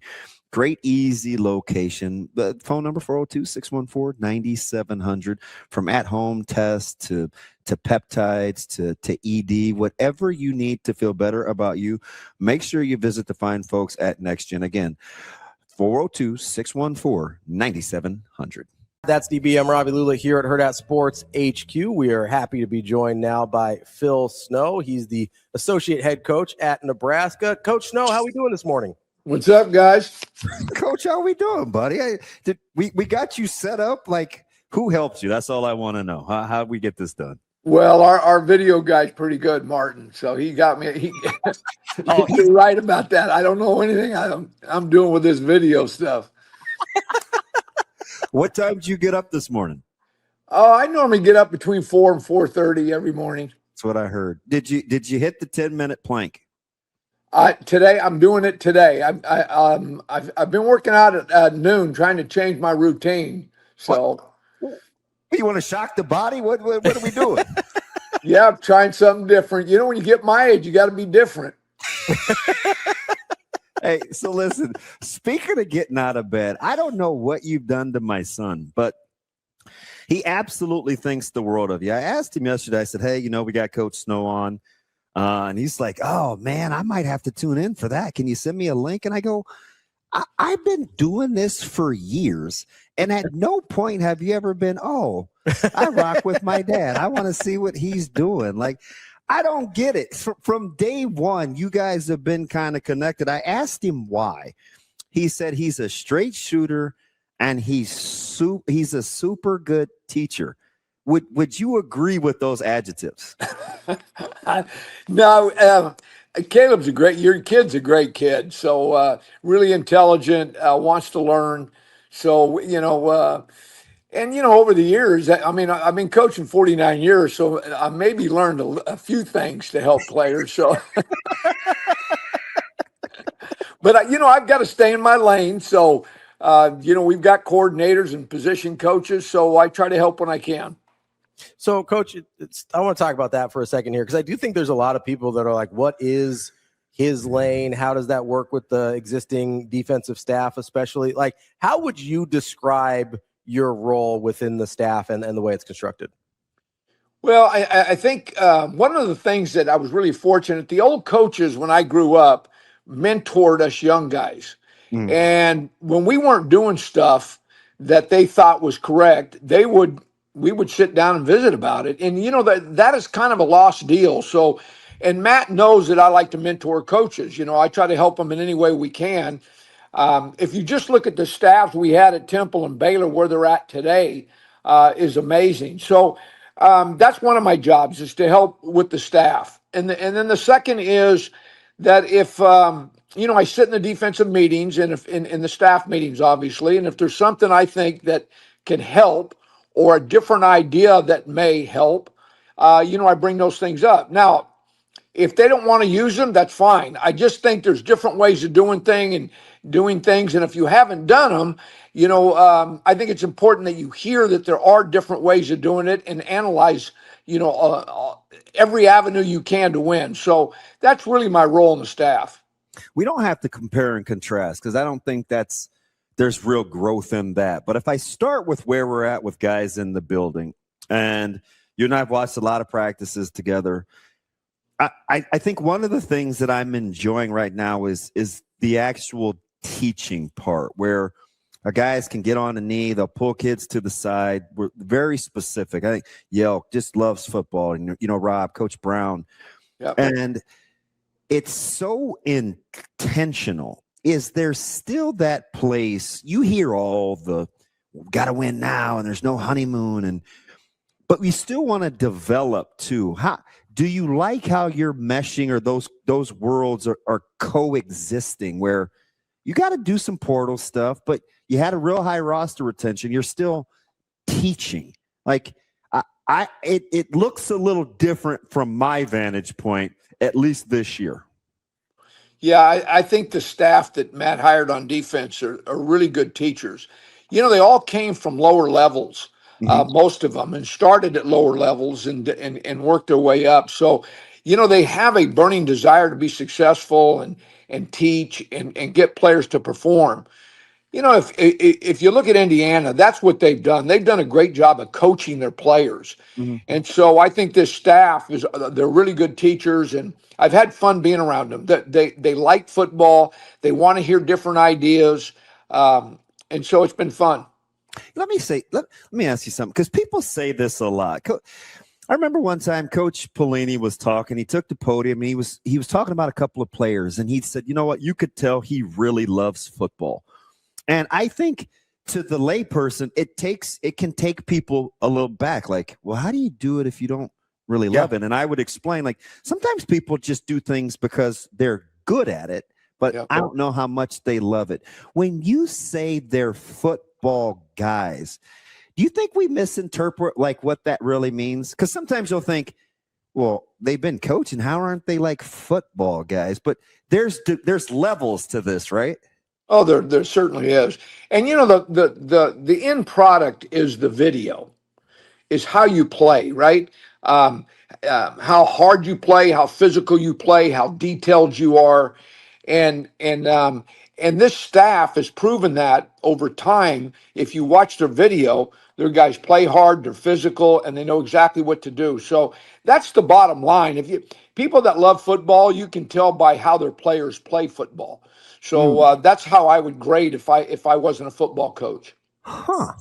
That's really interesting. Go ahead. No, that's fascinating. So because and listen, I know Coach Rule really well, not near as well as you, but he's super transparent with me, and I think he talked about wanting to go. He goes, the longer I do this, DB, the more I want to find guys that love football, that love competing. Do you see that, or do you see the intentionality in that with who he wants in the building? Because you don't just stumble in to those attributes, right? You got to try to recruit it, and then you have to fine tune it. Can you see it from the top down approach? Yeah, there's no question. So, over the years, we've always said, if you want a kid that intercepts the ball, find one that does it at every level, right? They're not going to just do it at your level. And so it's the same thing with toughness and people that love football. I'll give you an example, and I tell the coaches this. I said, guys, how do you evaluate whether a kid loves football? Well, in the old days, what we would do is when we went to the home visit, we would go in their bedroom because their bedroom is who they are. And if there's no football in their bedroom, he doesn't love football. And so you have to find ways, because kids will tell you they love football, and they do it because they're good at it and what it brings to them, but they really don't love it. And that's why I think like if you take Indiana, they have went out in the portal and they always get older players because they can evaluate on video whether they love football. Yeah. And how well they play. If you look at their portal guys, they're 23 years old. And so they're not taking chances on that. They want the end product already there. And so my point is that if you want a tough kid and a kid that loves football, you better recruit one, because sometimes you can bring a kid along in those areas, but you prefer to have those qualities coming in. Coach, talking about qualities you prefer coming in, I want to kind of move to the coaching staff here for a second, because I find it really interesting. We have these conversations about continuity all the time, right? You want to have continuity on your players. You want to have continuity on your staff. But it's also really important to have guys that fit right. And a lot of times you don't know if it's a good fit until people get there or until it starts working out. How do you said you've been coaching for almost 50 years here. Like, how do you kind of balance the idea of, it'd be nice to keep a group together for several years versus, hey, when it's not working, it's not working and you got to move on? Yeah, I think Matt did a nice job of that in this offseason. I think there were some things that he didn't like. That doesn't mean that the people that he were doing stuff that weren't great coaches, but they just didn't fit into who he was. So he went out and made some adjustments and got the people that he believed are going to fit the culture that's here. So, I mean, that's what you got to do. A lot of times, it doesn't mean when a guy leaves that he's not a great coach. He just doesn't fit the culture. And each program, there's different ways to skin a cat. When we went to Baylor, guys, Art Briles, they practiced for an hour and 15, 20 minutes. That's all they practiced. They met for a half an hour a week with the players and won 80-some% of their games. Well, we weren't structured that way. You know, our deal is hard work and put in the hours. And so there's just different ways to skin a cat. So sometimes a guy just doesn't work out from a philosophical standpoint and you got to move on. Doesn't mean they can't coach. I mean, I want to pull it. We went through this deal with Athlons. There's anonymous coaching quotes, and there's something interesting at the tail end of this on Coach Rule. Obviously, somebody that I like a ton. I've spent a ton of time around, but I've been very open about. I'm like, gosh, I there's this part of me that would love to come to work for him, but it would be tough to work for him because he's very demanding. Like he works extremely hard. And I think he wants you to earn money, right? He just doesn't. We had these conversations about him not wanting his staff or his players to think this is Disneyland because they have it so good at Nebraska, right? He's always working against that. I want you to read I want you to read the bottom part of this quote. Can you pull this up for? You can block us and leave Coach Snow on here. The bottom, it says, head coach Matt Rule had. He's got some great aspects. He can make you run through a wall, but there's just always so much turnover with the staff. I know that's a tough environment for those coaches to be in. Rule makes it like that on purpose because he doesn't want you to get comfortable. I don't want to say his model isn't going to work, but I don't know. Like when you hear that, do you have any? How do you ascertain that anonymous synopsis of the work environment? Well, I'll be honest with you I was with Matt 10 years and we didn't have very much turnover. So I don't think any organization, I think the more you can keep your people in place that believe and everybody's on the same page and working to the same goals, you don't want to lose people. I think good organizations don't, but I think this is, Matt, through the process has, there's some guys that have come in that just haven't fit. And so, that if they don't fit, you have to move on. Yeah. And so I think that's what's happened here. It's not, I'll give you an example about who Matt is. I was a DC at the Carolina Panthers. And after our second year, we were second in the league in defense. And he would come in and address everything that we did not do well. And the coaches in the NFL said, who the hell is this guy? What's he talking about? We're second in the league in total defense. And every time he comes in here, it's negative. Mm-hmm. Well, it's not negative. You have to, if you don't continue to grow and get better every year, and that includes the scheme evolving and because people catch up. And Matt knows that. So he is always demanding that we're trying to find an edge to put us over the top. And so he's going to continue to do that at Nebraska until he gets over the top. And we have not gotten over the top yet. So if it took a few staff changes, if he's in there questioning certain things, then you have to listen. He's done it. He's been successful. And so it's not, everybody said Nick Saban was really hard to work for. No, yeah. Nick Saban was just demanding every day. And he could turn over a staff. Because the thing that I thought that was interesting about that quote, why I wanted to get your take on it, because I think we both think very highly of Coach Rule. And one of the reasons why I would tell Ravi, he's like, oh, you're going to leave me one day for Nebraska. And I'm like, the one thing that I would question me is every time I have a conversation, doesn't matter if we're eating or we're at practice, I always typically leave. And I think to myself, I have got to be better, right? Like there's just this aspect. He doesn't really listen to complaining. He doesn't like bitching and moaning. Like, And so I had to like kind of self-assess real time. I'm like, all right, that wouldn't be hard to be around. I just would have to focus on the right things. So I'd have to ask myself, is that something I could do? Not whether his vantage point was unhealthy or not. I just have to say, if I'm not going to be able to complain. Yeah, am I built that way? Am I really built that way? You know what I mean? Like it just forces you to reevaluate. Instead of talking about what you're not or what you don't have, he just likes to talk about solutions. That takes a very certain type of self-aware person in this profession. It does. I think if you address life that way, you're going to be pretty successful. I worked for a guy for 14 years, Bruce Snyder. He's now dead. He's a hell of a football coach. And if you ever brought up or complained about something, then you had to have the answer that you thought would cure it. And I think, you can complain about stuff, but have a solution for it.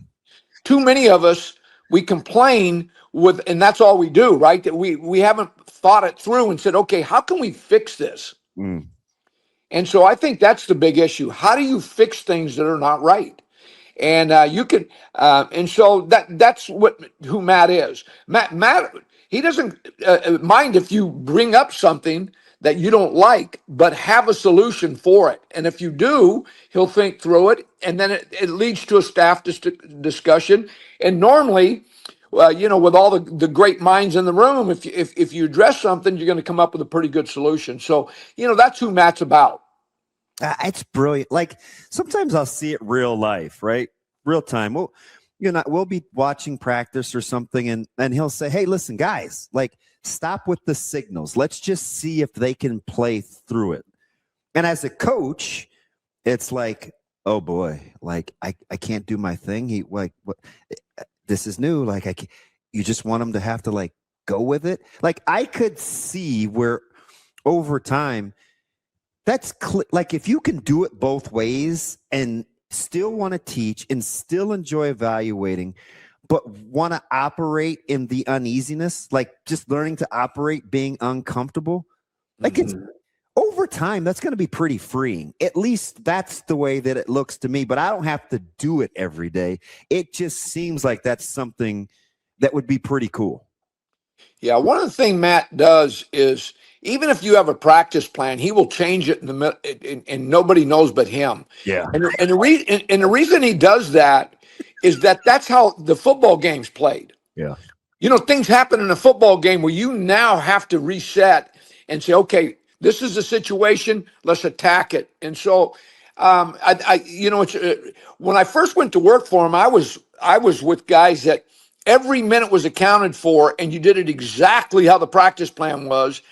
And so when I went to work for Matt, that drove me nuts the first year. But when you see the method to the madness, it is like a football game. And so that's what he tries to do, and I think it's really effective.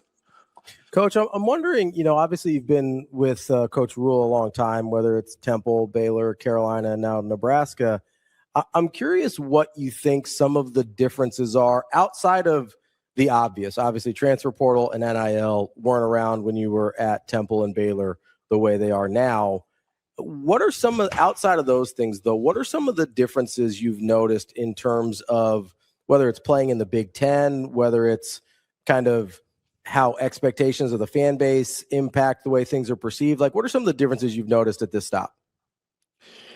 Well, I think, first of all, there's a lot of things at Nebraska. Each school has its own set of issues. Everybody thinks, Nebraska's a great job. Well, Nebraska does have a set of issues, and one of them is the history of this university, how many football games they've won. But how long ago was that? It's been over 20 years probably, right? Mm-hmm. So you're fighting that a little bit when you come in. That's always an issue. You're playing in a conference that has some elite programs. Now, I know when it was two divisions, the division Nebraska was in was probably the easiest. Oh, the old Legends leaders or the West? Which one? The first one? Well, the last one they were in. I thought they did. That was East West, right? Yeah, Big Ten West. Yeah. Yeah. So, that's all different now. Mm-hmm. So there's some issues that make the job, a tough job. Which college football, all of them are tough jobs, today. So, but until you get your culture set, and if you talk to Matt, we are still, we still have a step to take, and that's what he's hoping this group will do, is take the next step. And we play, because really when you turn on the tape, it's all about how hard you play, physical, and how detailed you are. And ultimately all those things lead to not beating yourself. If you don't beat yourself and you play to your capability, well, whatever happens, happens, and you can live with that. So that's where we're at, and he is working diligently to get that over the hump. And that's why you see new staff members. We have a new quarterback. There's a lot of different issues or situations that we have changed to hope to get over the hump. We've had some fantastic, and sometimes I feel bad because I know sometimes you just want to watch practice, and I like the technical stuff. You like the technical stuff, whether they're in twos and they're getting an A gap, or it's 4 down versus 3 down, or like whatever you're letting me ask you about. If you could draw it up, and you want to be efficient in this conference, give me the top 2 or 3 things you'd say defensively you have to be able to do. Okay, so really when you look at football, if you don't give up big plays, you win 3rd and 4th down, and you play in the red zone really well, you're going to win a lot of football games. Those are the 3 areas that are the most critical. Again, you can't give up big plays. You got to win 3rd and 4th down, and you got to win in the red zone. Hold people to field goals and score touchdowns on offense in the red zone. If you're really good in those 3 areas, you're going to win a lot of football games. But how do you get good in those 3 areas? The amount of detail and execution, and how physical you are, and how fast you play, all those things lead to playing well in those 3 areas. But really, that's what it comes down to, those 3 areas. What dealt you the most fits with offenses in the red zone? We're going to take a pretty deep dive into red zone offense efficiencies and how Nebraska can score more touchdowns versus no points or field goals.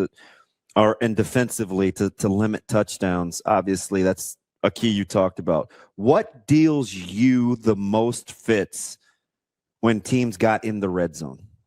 Well, okay, on either side of the football, the number one thing you have to be able to do in a red zone if you're going to score or stop people is you got to stop the run and be able to run the football in the red zone. Yeah. Which becomes harder because everybody's closer to the football. But that's number one. Number 2 is, and in the National Football League, Aaron Rodgers led the red zone every year. And it wasn't the initial play. It was his ad-libbing and moving, and he would score. It was unbelievable at a rate. Well, if you look at us last year, we couldn't stop the run in the red zone. We didn't run the ball real efficient in the red zone, and we had a quarterback that didn't move very well. And we didn't play against the quarterbacks that move well down there. So those are the things. You got to be able to run and stop the run, and then I think the quarterback's mobility and ad-libbing down there is a huge factor in scoring points. Okay, Coach. And stopping people. We've been talking about kind of the mobile quarterback factor in the red zone a little bit previously, but I also want to ask you a question here. How much outside of the ad-libbing, right? That I think that part makes sense. You have to cover guys for longer. You have to kind of scramble drill a little bit. That makes it really hard on a defense. But when you have a quarterback that is capable of that and that can move a little bit, how does that help you run the football better in the red zone when everything is still so condensed? Well, one of the things, if you look at Indiana, you look at all these teams, they run the quarterback. Iowa did a great job last year running the quarterback in the red zone too. If you want to get better in the running the football. So as we all know, if the tailback carries the ball on defense, we can add one more player than they have. Okay. Yeah. So we have a good chance of stopping them. But once the quarterback now carries the ball, they got a hat for a hat. And so I think the quarterback run game is really vital down there too. And it's really vital on 3rd and short and 4th and short to keep the chains moving down there. So, and that's one of the things our new guy can do. Anthony can run with the football. You can have quarterback runs in your offense that now create different problems. I'll give you an example. It's been a run around, and Damon, you guys ran it a bunch at Nebraska. Is speed option against blitz? Oh yeah. You know, our guy can do that now. Yeah. And so you're going to blitz us down there. We can run speed option, and it's out the gate. So there's a lot of different ways that the athletic quarterback can help you, even in the run game. You know, I kind of, you know, I watch a lot of what you guys want to do. I know a little bit about your history. Obviously, I mean, Tempe was a nightmare for us when we saw you guys and Coach Snyder down there. How important is simplicity versus or in addition to being able to play fast? Like, how do those two things coexist? Okay, here's what and you know, I learned this from Monty Kiffin, that knowledge is power. And the more knowledgeable you are about your subject, the more simplistic you can teach it. And so, which allows you to do more on defense. You know, so and when you really listen to a good teacher, they are powerful because their knowledge of what they're teaching, they can make it so simplistic, where another guy teaching the same thing is so complicated. And it's all because of knowledge. And so if you look at Indiana right now, everybody says, you know, well, I mean, they are really good on defense. They do a lot of stuff on defense. But they've got to be great teachers, and they're getting their message across, and it's 24/7. You've got to, and so they're executing and they're playing at a high level. So I think that's the key, is that you have a complicated enough system, all right, that guys can execute, and good teachers can get that done. Coach, speaking of simplicity and kind of execution, we talked to Coach Wade last week, and he talked about them running the same play at Georgia Tech 497 times, I think was the number. and he talked about, you know, just being able to do that one thing at a really, really high level. When you're facing a team like that, you know, you're helping run a defense, or you're running a defense as you have for many years, and you're facing a team like that, what are the challenges of a team that does like 2 or 3 things really, really well, Iowa, and executes them really, really well, versus a team that does a lot of different things? Maybe they don't execute it at a super high level, but you just never know what's coming. What does that look like from the other side of the ball when you're dealing with that? Okay, I think there's a place for both. I think people with high volume of defense or offense have been successful, and then people with very little, like Damon, when we played you guys in Rose Bowl, or in that Rose Bowl season that we had, you know, we ran like 2 defenses. Yeah. But we had really good players. Now, the defenses changed based on formation and backfield sets and stuff. The calls, you know, we had different calls within the same defense. But we were highly effective because we had really good players. I think the better your players are, the more simplistic you can be. And I like the way Iowa plays. That's how I was raised.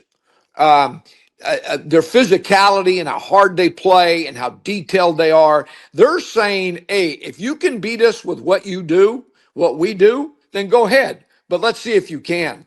And that's the type of football that, you know, that I grew up as a young coach, learning from the older coaches. Now, there's different ways to skin a cat. There's guys that run it like Buddy Ryan. Guys ran everything known to man.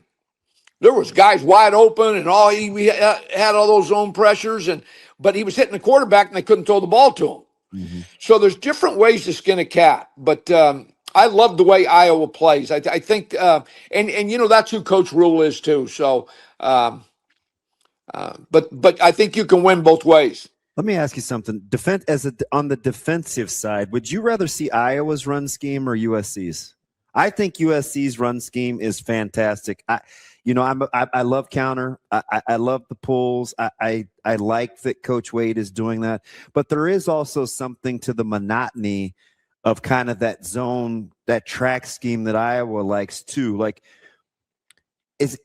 can you educate our listeners on what it takes to defend both? Because I think the nuances are a little different. They are, but okay. So in the National Football League, that outside zone you're talking about that Iowa runs, every team that leads the National Football League in rushing, that's their number one play. And the reason for that is all the blitzing and line movement. And the way you stop the run is that you hit people in the backfield. You get negative plays. Knockback, yeah. Yeah, well, the way you do that is not necessarily with playing across the line of scrimmage. You're penetrating the line of scrimmage, either by blitzing a linebacker, moving D lineman. And the outside zone, as you outside zone it, you can overtake the movement. Or you can run away from the movement and cut it off.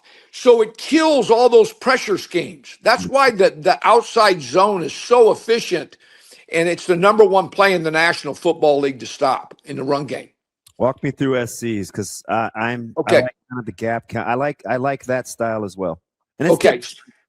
See, with SC, okay, they run counter OT. They pull the backside guard and tackle. That's their number one counter scheme. Now, they do pull a guard and have a tight end as a second puller. They do have that. But it's OT. And what happens with OT is it can leave you one short on the play side because there's too many on the backside. And in the old days, counter was always run with OT, just like SC's running it. Yeah. Well, what we all did is cut the first puller and make the second puller have to read what happens to the first puller and maneuver around it. Well, the tackles weren't athletic enough. So what happened was you ended up going away from the tackle as the backside puller and making it a tight end or a fullback. So he was athletic enough to adjust. Okay, so the way to stop that play, and the way, we played SC really well last year, held them the lowest totals, I think, all year in all the categories, is we cut the first puller. Yeah. And it eliminates the OT. But make no mistake about it now, SC runs the outside zone and runs it very well. So they also can run the outside zone, just like Iowa can run the gap schemes, which is the counter schemes. They also have that. So I think the good run teams have both. And when you guys were at Nebraska, Damon, you guys had both. So I'll give you an example. When you guys ran the gap schemes, the counters and stuff, if the end was inside, you went outside. If the end was outside, you went inside. Yeah. That's how you had both, where a lot of teams don't. They are either an inside team or an outside team. So, and then you had also the perimeter run game. So I think if you're good, you do have the gap schemes and you have the outside zones. So and so you'll see good run teams with both. Let me ask you something, because you're really good from the top down. I know whether it's coaches or personnel or guys coming into the building, like just the wisdom. Help us understand because we do this. And it kind of drives me crazy, but I think it's mostly because we don't know the nuances. We use Temple as an example, or we use Baylor as an example, or we use Carolina as an example. And sometimes I think we forget about how fluid the college rules are becoming with player acquisition and the transfer portal and what you can or can't do. Yet we still talk about it as though it's linear, right? Oh, well, at Baylor it was this, or at Temple he did this. And what are we missing when it comes to navigating college football as you've looked at this program from your vantage point over the last 3 years? Well, I one of the issues with the NIL, so when I left college football, there was no NIL. Mm-hmm. Okay, there was no portal, there was none of it. So now that we're back, you're going to add anywhere from 15 to 25 new players and maybe 30, right? It's down now to 105. Okay, so and you brought up earlier about the development of your players. Yeah. You've got to develop the players that stay in the program, but then you also have to go out and get the right fit in the portal. Yeah. And so this thing right now is, and again, you can still coach the guys and get them better in a year if you only have them for a year. Okay, you can still do that, and then a great example of that is Indiana. They have done a great job with the portal, and their players play the way they're supposed to play. So you can get it done, but to compare what Matt did at Temple and at Baylor, I think that's a waste of time today because everything has changed, right? So. We've got to get the formula, all right, to compete for this championship in this league. And it's like people talk about our schedule this year, and it makes me mad. If you're going to win Big Ten, don't you got to beat Ohio State? You got to beat Oregon. You got to beat Indiana. Yeah. I mean, that's what you have to do. So, and everywhere we've been together, I've been with Matt. We have started at the bottom, and at the end we were beating those teams that were winning the league. So that's what we got to do here, and hopefully that we'll get a good start on that this year. Let me ask you something. I wouldn't call. He's definitely not cheap, but he's very fiscally savvy. I think Pat is incredible, and there's like this personality when you guys are recruiting and you're looking at players. He just strikes me as the type of guy. I look at the cars, Bryant Dry, like it's never new or the biggest he's just not like that. You think there's a conflict in terms of like his work ethic and paying money versus bringing in young guys, and you got to talk about 2-year deals and how much are they going to pay? Like it's clearly not fun. He's got to adjust. How do you see that process going as Nebraska tries to navigate the outside world, trying to assess how you're recruiting? Well, I think you still have to recruit enough high school guys and develop them. And your base has got to be the high school kids, the young kids. And then what you have to do, and it's no different than we did in the old days. We would say, okay, what does our team need? Well, we need these 6 players at these positions. We went to the junior college level and got them. Just like you did at Nebraska when you were here. You had junior college kids come in, right? Yeah. So, but it's at a higher level now. You have more people leaving, coming and going. So now you're talking about 15 to 20 players that you have to do that with. But I still think that the recruiting process has to be one with your high school players. And I think Coach Rule believes that, and I think a lot of people do. What do you make of the success rate of it, like the 83% retention? Like guys don't want to leave the program. Like from your vantage point, why is that? Well, first of all, our facilities are unbelievable. And then the people that we have working in the facilities are unbelievable. Our strength coach, our nutritionist, our psychologist, it just goes on and on and on and on. And I think these people, they have a terrific facility. They treat people the right way. And so I think the players are happy here. Now, but with that said, we got to get this thing over the hump and win football games. So, and so we've got to get that done.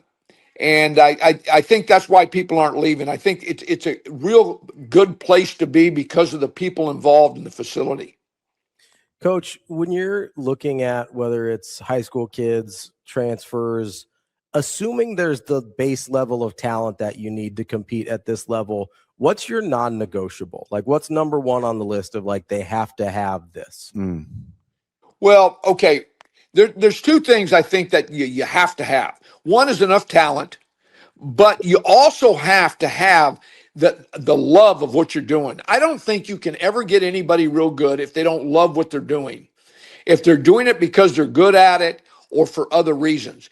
But so the catch-22 to that is that you have to determine, is the kid good enough that has those traits that you love about loving football? And if they are good enough, then you can really develop them into a great player. And if you look at like Indiana's draft, now I know that the number 1 pick was a quarterback, but if you look at all the other draft picks, a lot of them were in the 2nd and 3rd day. Would you guys agree with that? Their draft picks? Yeah.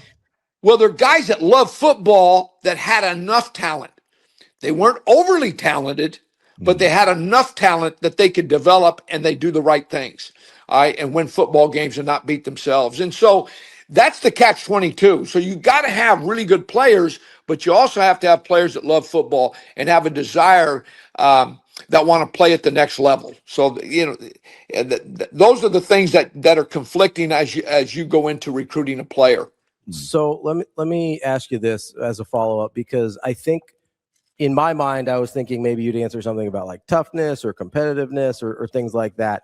Do you think that love for football is the thing that underlies all of that and makes you a better competitor, that makes you tougher? Because we don't usually equate, hey, they really love the game, they must be super tough. But do you tie those things together more closely? Yeah, I think the people that love football is that you can get them better at everything. I heard Tony Dungy talk at a clinic, and he says, your corners don't have to be killers now. They got to be tacklers. Each position has a set of things they have to get done, right? Well, I think if a guy loves football and he's not a great tackler, I can get him to tackle at a level that you can win at because he really loves what he does. And people that love what they do, they also, a lot of them, are doing things for their teammates. They respect the team, they love the team, and I'm not going to let my teammates down. And so I think that love of football can bring a lot of things out of people. And I think, Damon, you were talking about earlier on the show, I was listening to you about if you don't love what you're doing, it's hard to come to work, right? And be really good at what you do. Yeah. And so you can get people that love what they do to do a lot of really good things. Let me ask you about, you guys are so competitive. Like I get, I don't get here and want to spill all the tea, but the staff is competitive, right? You're competitive with one another. You're competitive with the players. You make everything a competition. I love that. You have to be able to tell the guys, hey, we need to get better. We're better than we were, but it's not where we want to be.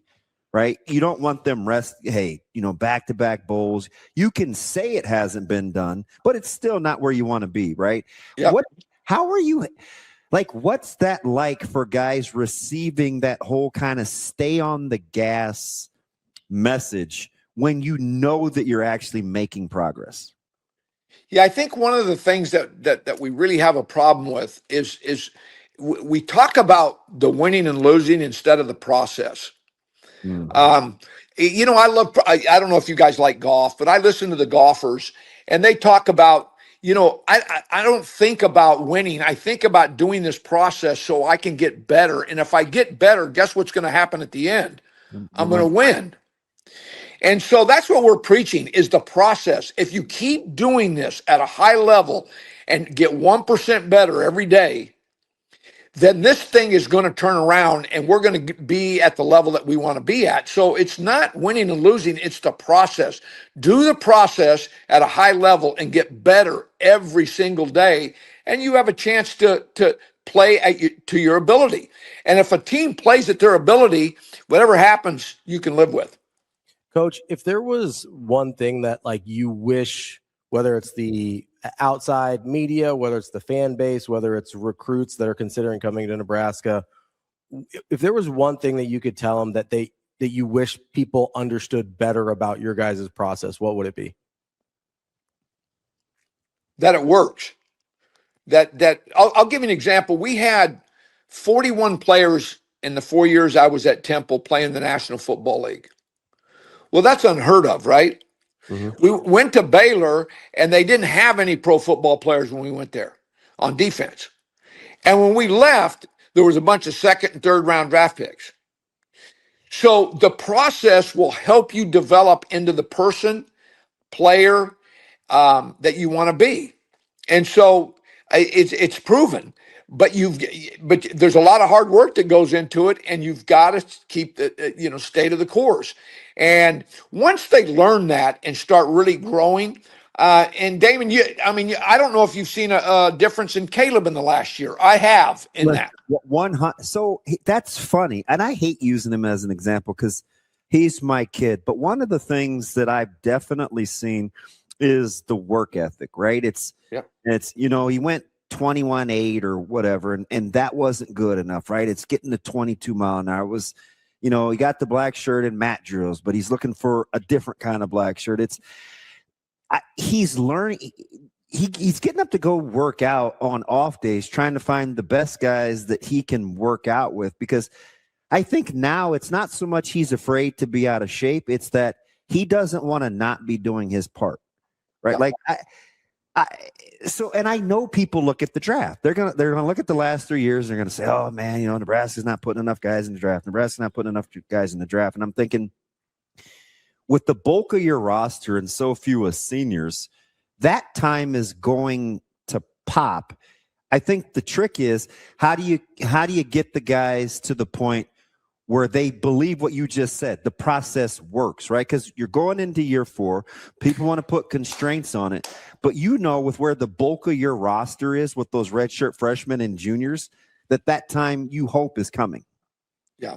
Well, okay, so when Matt first got here, he had to battle the old cultures that were here with his players, right? Well, now, and I think, Damon, you can attest to this more. You have got a kid on the team playing. I think we have a lot of players like Caleb that we have been their coaches. Mm-hmm. And they're starting like the Rex Guthries and this, like Jeremiah Charles, how much he improved this spring. It's unbelievable. And the kid's really talented, right? Well, things are starting to click in these young players because they're in a process that I think they believe in. Mm. So if they can block out the outside noise, which you get a lot of negative pub and all, block out all that and just keep listening and do the process. I think these players are seeing that it works. So now these players are all the guys that Matt has recruited. So I think you're going to see a change in how all that is developing. And then hopefully the new players that come in the portal and the NIL stuff, that they buy into it and add to it because of who they are. How much of a process? It sometimes can be tedious while you're waiting for guys to say yes, and hopefully you're not losing out to the highest bidders, because I know sometimes fans get disappointed, but that's not really the guys you want representing you, right? Where it boiled down to an extra $400,000 or $500,000, but you get the reality of it too, right? There's the practical application of getting while the getting's good. How much of that message do you have to keep permeating through your guys? Like, hey, the money will come.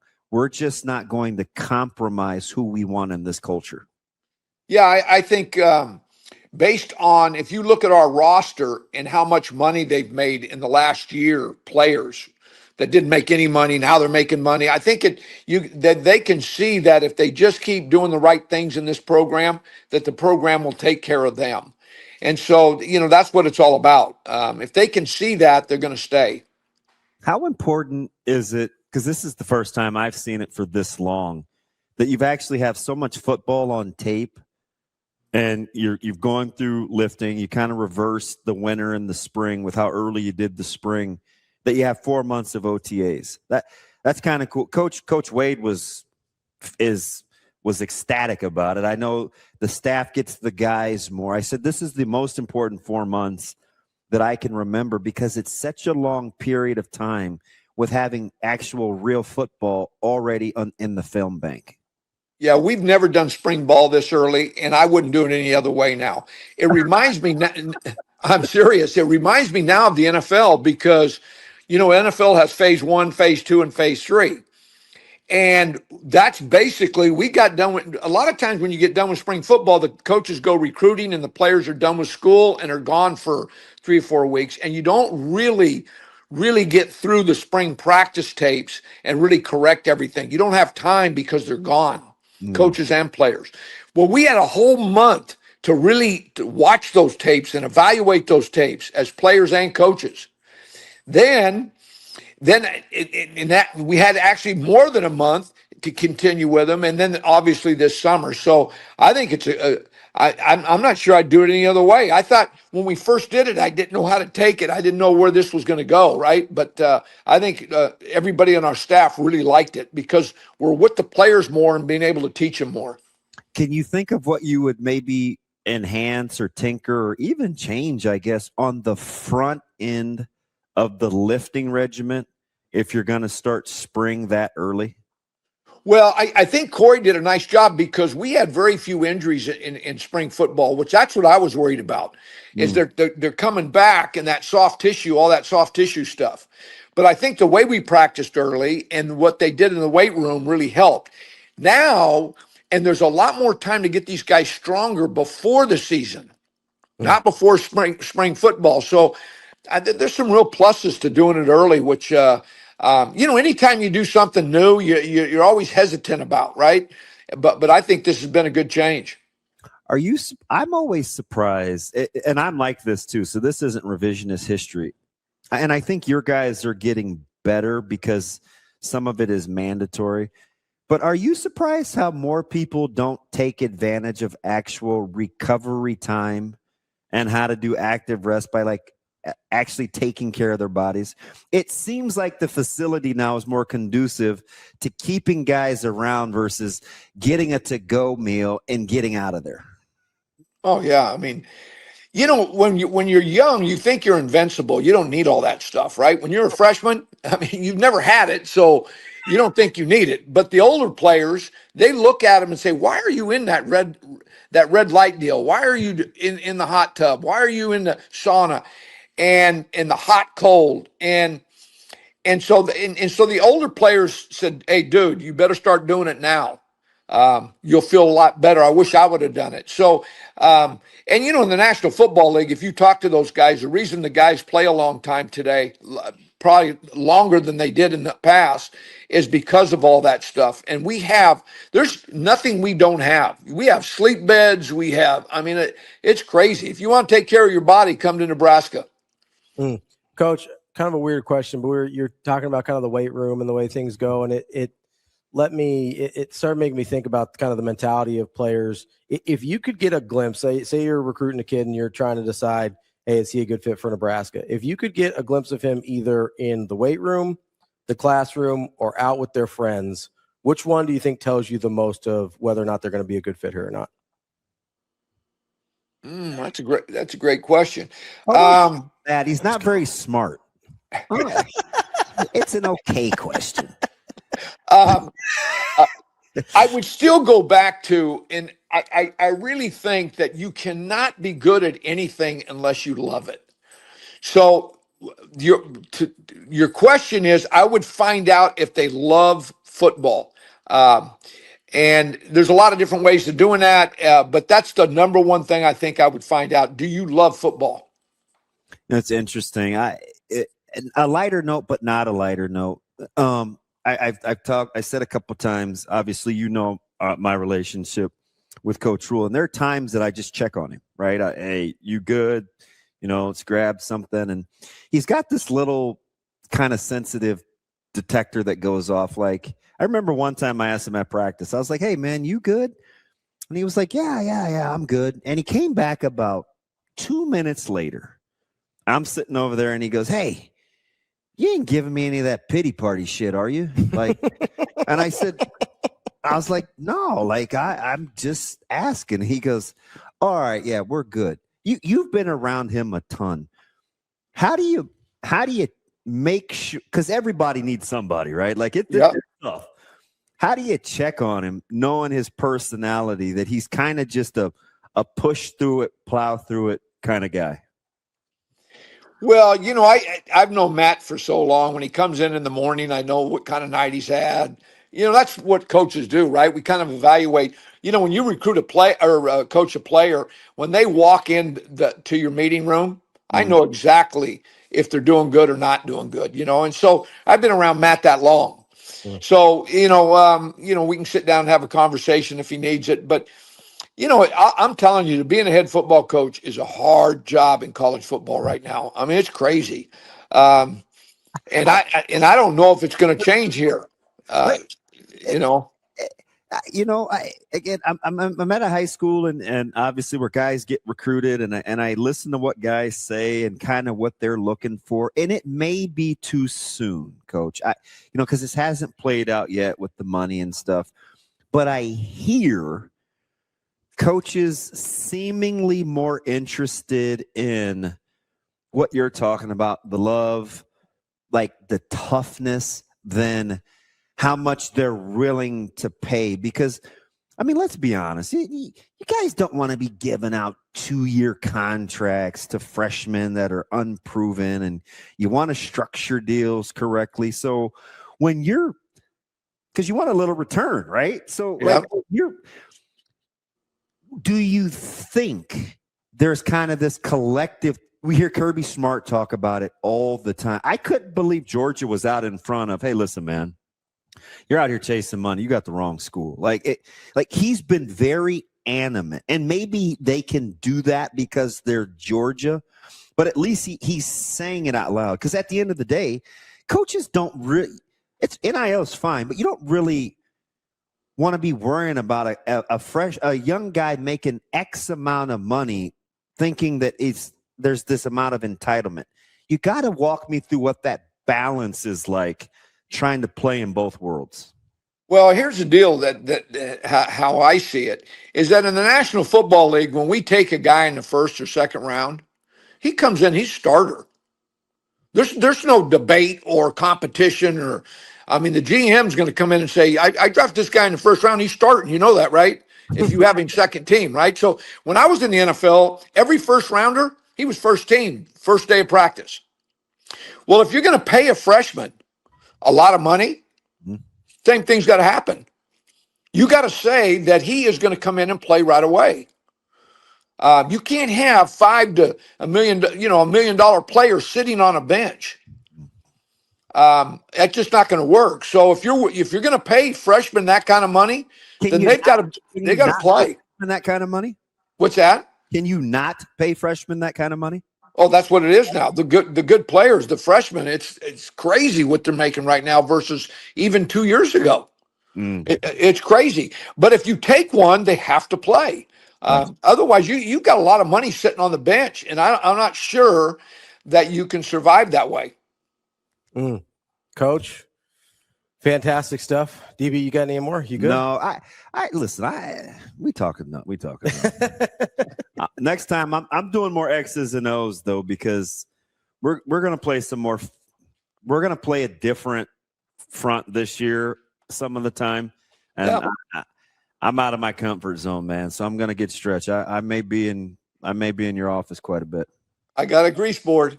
I know you do. Coach, thank you so much for joining us. We really appreciate your time, and hopefully we'll chat again soon, okay? Thank you, man. Have a great day. I appreciate it, Coach. That is Associate Head Coach Phil Snow from Nebraska still football. calls it a grease board. You love it. You got to. You know? Nobody says that anymore. That's all right. At least it's not like a chalkboard. You know what I mean? No. I would have even taken dry erase board. You know, it's a grease board. I know what he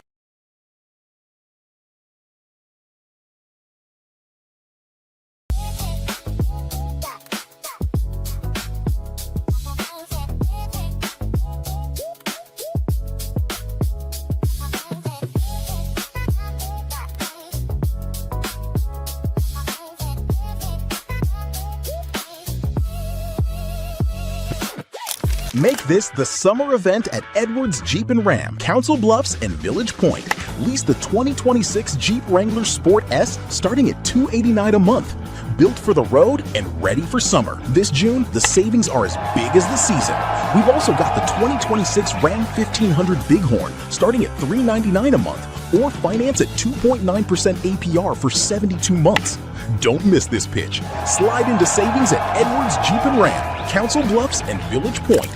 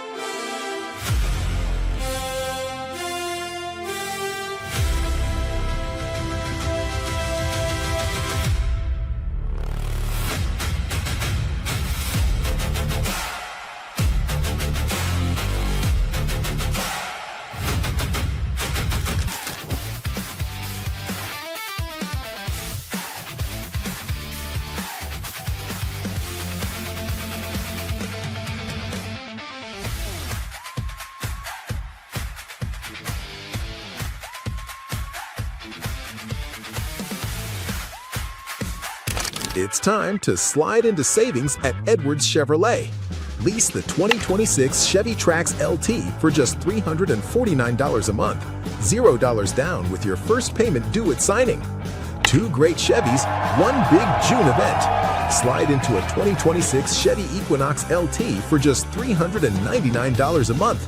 $0 down with your first payment due at signing. Get to Edwards Chevrolet today. Together, let's drive.